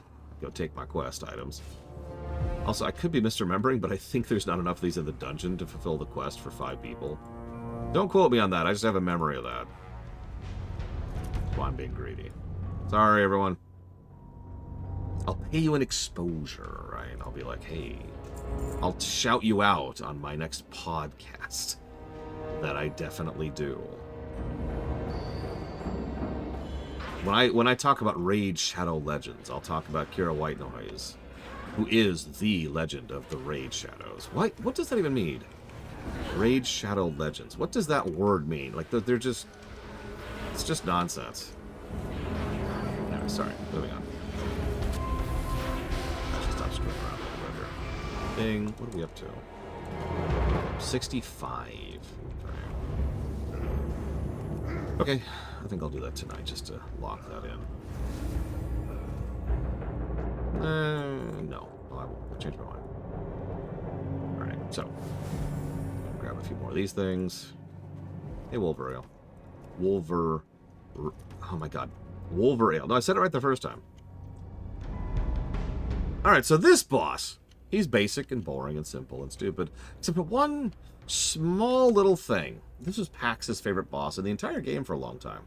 Because he has an ability called Time for Fun! And when he does that, everyone in the group suddenly goes hostile to each other. So, Pax would kill everyone. Because he was on a shaman, and shamans are very bursty. So, he would deliberately save his cooldown so he could kill party members. Pax is a dick. Time to kill!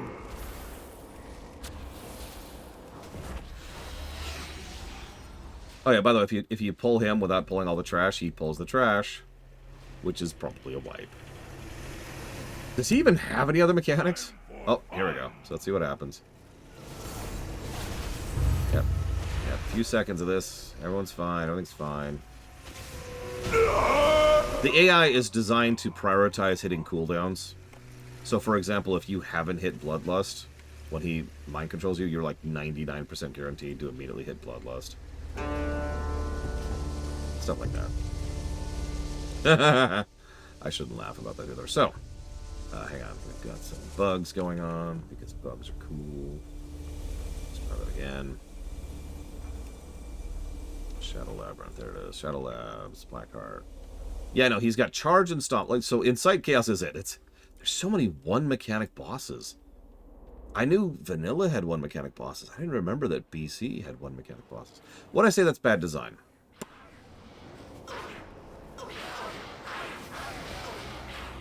No. Because I think that, first of all, taking over the player is its own thing. And I think it works here, but especially, it's very obvious that the AI is going to prioritize using cooldowns. So in other words, the strategy, in other words, it puts some of the choice of how to deal with the boss in your hands. You just make sure your cooldowns are used before he mind controls you. You may or may not have noticed, we bloodlusted before he did that. I'm done with the whatchafigs if you want to start loading them, by the way. Anybody else? Thank you for letting me get them first.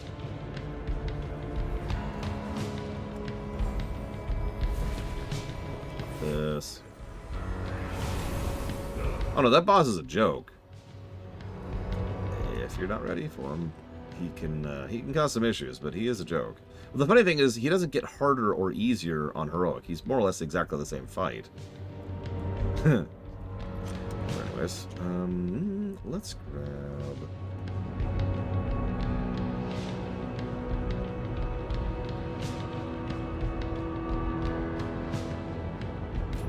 Yeah, let's grab that. Let's get some charges. I like charges.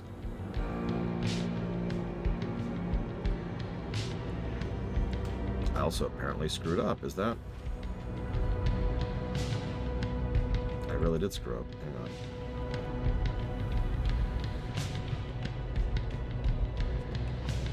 Hang on, hang on.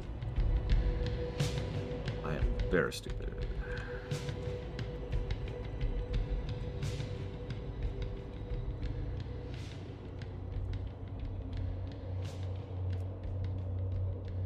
God damn it.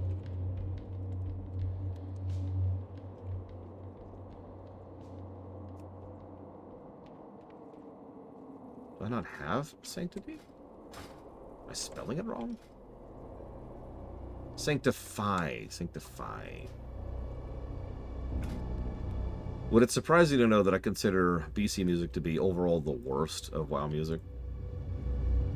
Keeping in mind I've already given it several positives.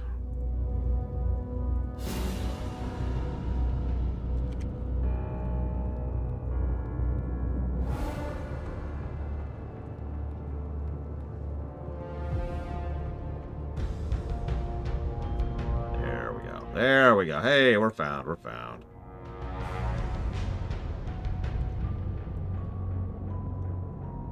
I mean, yeah, no, exactly as Minister. It's like the visual design. I'm still giving pluses to the visual design because it's still good visual design. It's just the worst visual design. I'm still giving pluses to the music. It's just the worst music. I need to pay attention. Holy crap. Oh god, oh god, oh god. I wasn't ready. I wasn't ready. I'm so sorry, Maverick. I'm so sorry.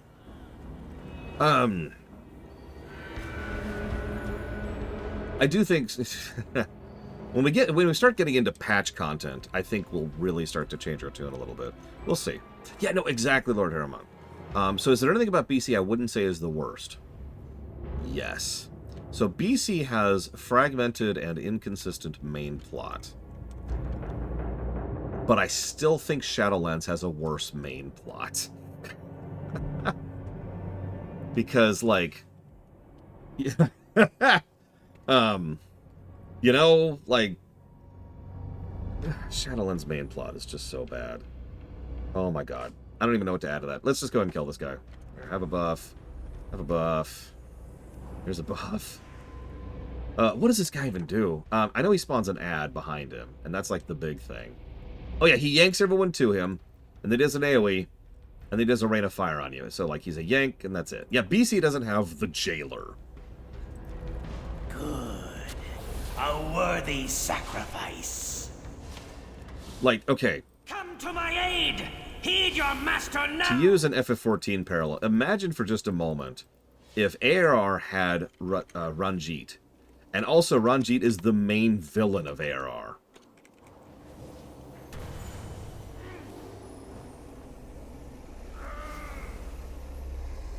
Like, I don't know what else to add to that, honestly.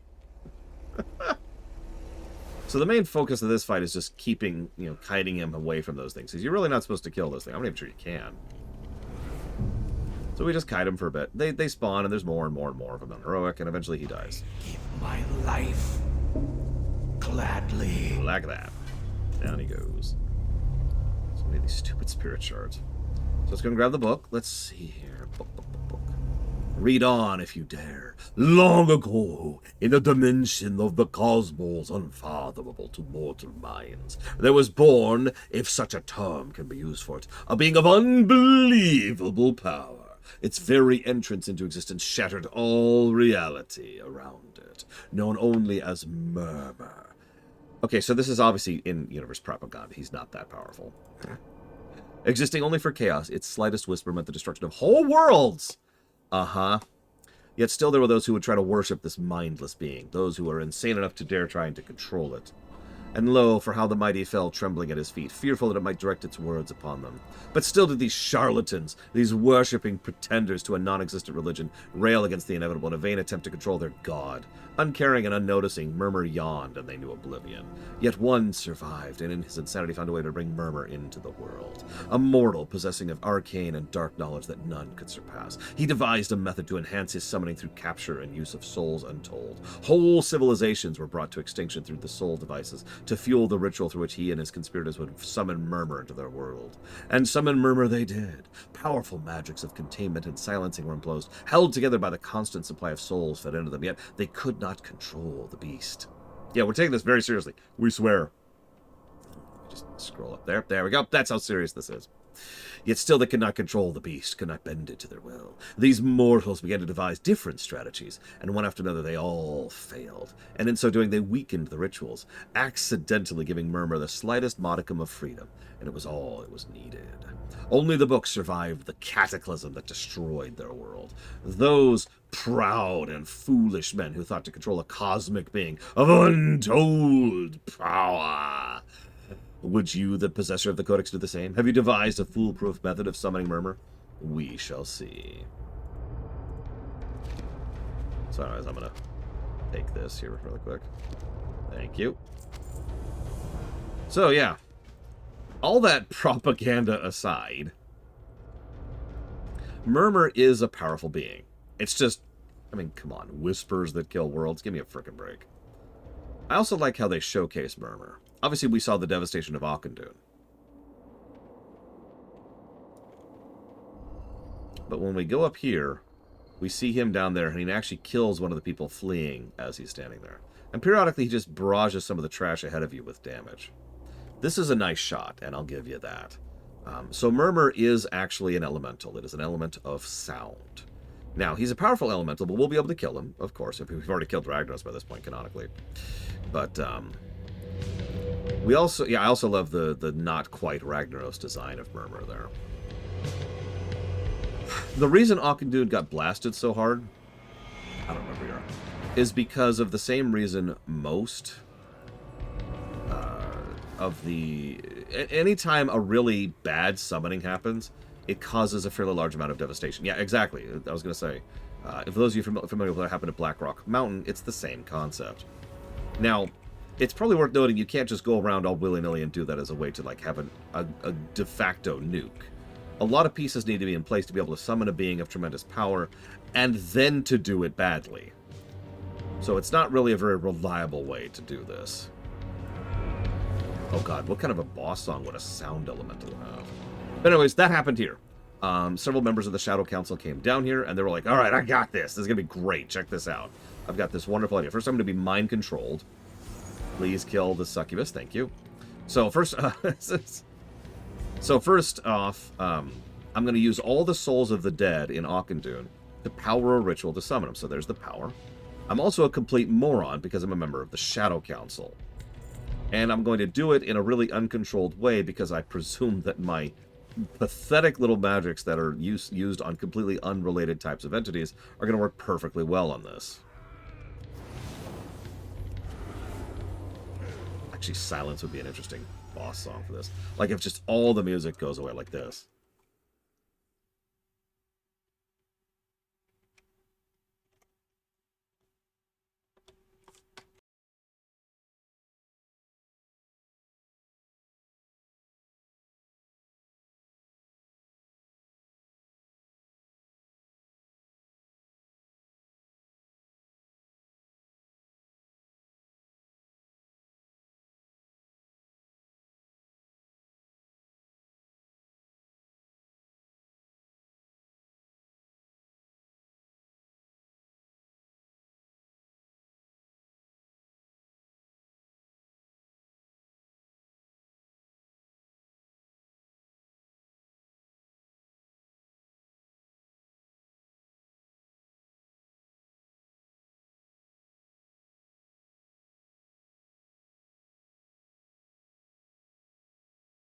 Okay, I'll go and explain. Sorry.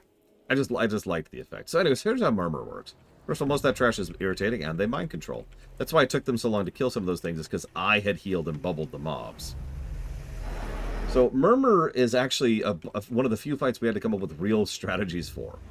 So, first of all, he does Sonic Boom, which is a get the hell out. And that's why.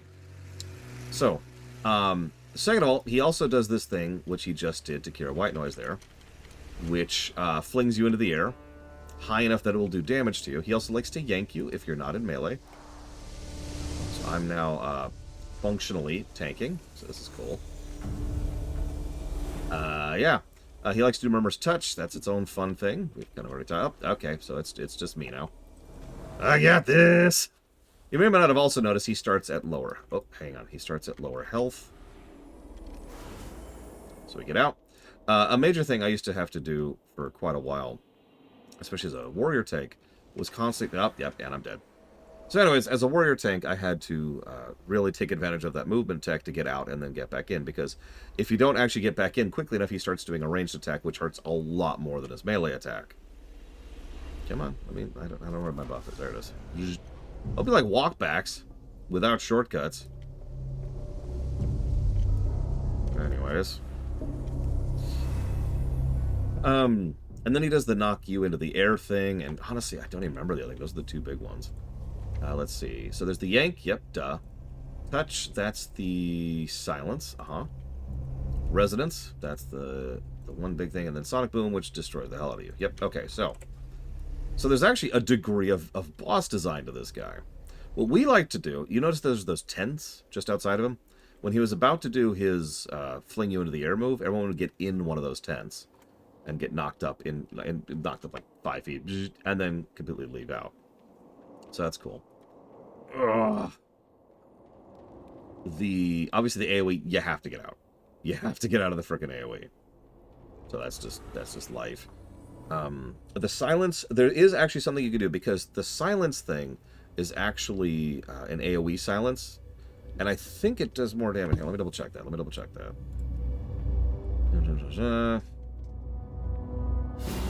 Nope, it's just an AoE. It also hits pretty hard, but it is an AoE silence. In other words, spread out. So, spread out, move out whenever he does his AoE, move right back in, or else he'll start hurting, and make sure that you're in a position where the knock you into the air thing will not cause you too much damage that you can't avoid. Or deal with the knock into the air mechanic some other way. As we talked about during the Archimon fight, there's actually several ways to deal with falling damage, even if you're not, even if you don't have anything for that. Obviously, back in the day, there weren't as many ways, but nowadays, pretty much every class has something they can do about falling damage. Like, for example, I have Levitate. I actually go like, boing, and I'm good. Warriors can hup, mages can blink and slow fall and ice block. Drakthir can glide, I'm pretty sure. Demon Hunters can glide. Rogues just take less damage by virtue of being a rogue. Same thing with Feral Druids. Balanced Druids have flap. I don't think Resto Druids have anything, so they're screwed. Bears can charge. I'm not sure if Death Knights can do anything either. I have to think about that.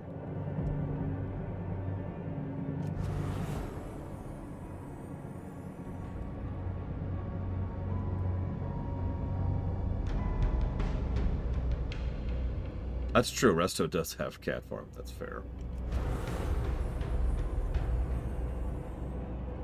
I'll get there eventually. I'm not the only one who released. Jeez Louise. Where is... Oh, you're way over there. Hang on.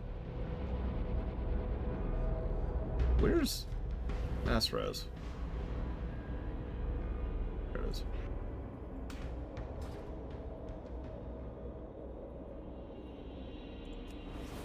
Oh, well, I was going to show it off. But so interesting thing about Mass Res. Mass Res has a 100-yard range. So even if I can't like get over to you to res with normal res, which is only a 40-yard range, I just pop this and it'll res you. Mass Res is awesome.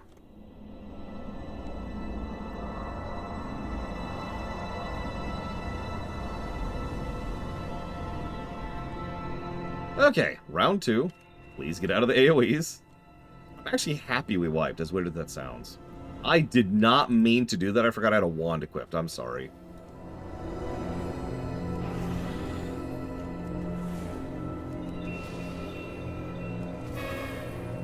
I really did. I forgot I had a wand equipped.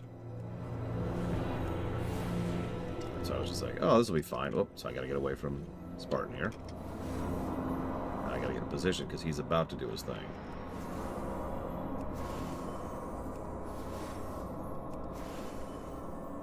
There it is. Sonic Boom. Get out if you want to live. And then he silences me. No biggie there. I'm going to go ahead and scooch over... Honestly, this should do. Like right about here.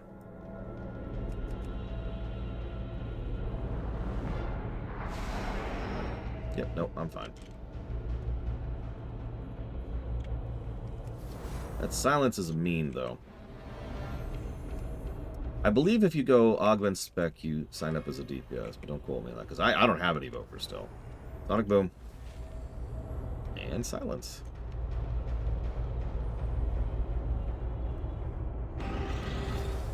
To be knocked into the air again. That's just all he's doing. He just keeps knocking me up. Quit knocking me up, boss. But doesn't need me to be silenced. Heals here. So you can see why this boss could be considered challenging, especially on heroic.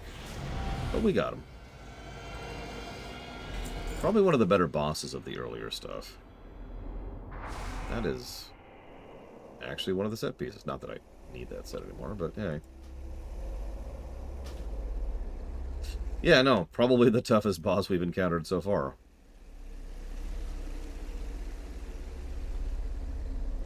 And now we do the slow and long run out. So, Euro has asked me to comment on the 4 dungeons and list them in order of preference.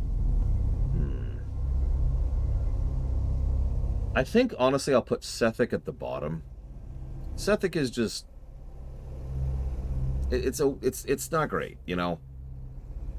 And I don't really enjoy the bosses in there at all. Both of them are one gimmick nothings. At least you have to think a little bit around Maladar and the Abomination thing.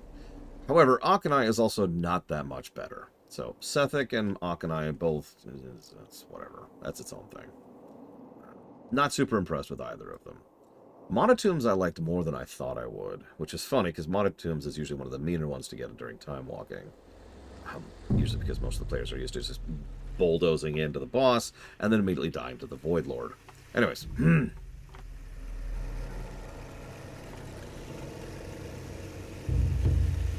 The problem is I'm debating if I like Monotombs or Shadow Labs better. Obviously, without hesitation, Monotombs has the better layout, just in terms of terrain design or whatever.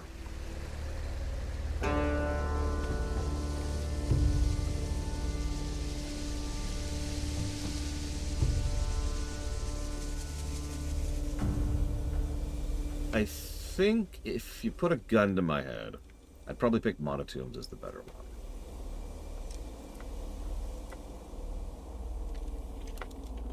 That's a pretty small gap between the two, I would say. Though, so it's close enough to be kind of whatever. Like I had to really think about that.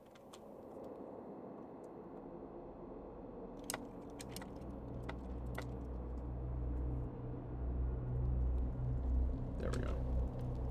That is Terrakar Forest. I'm gonna go ahead and do some paperworky stuff on the side. I'm gonna finally eat dinner. It's getting cold in front of me as I speak. Tomorrow, I think I can agree with that. Tomorrow, for those of you curious, tomorrow it looks like we do Nagrand. And we're going to be doing a little bit of Nagrand on the Alliance and a little bit of Nagrand on the Horde. There's no dungeons there. And then we're going to do a little bit of Blade's Edge and then a little bit of Blade's Edge on the Alliance and then Horde. And at the very, very end of all of that, we'll go ahead and do Gruul's Lair. So I will see you guys tomorrow.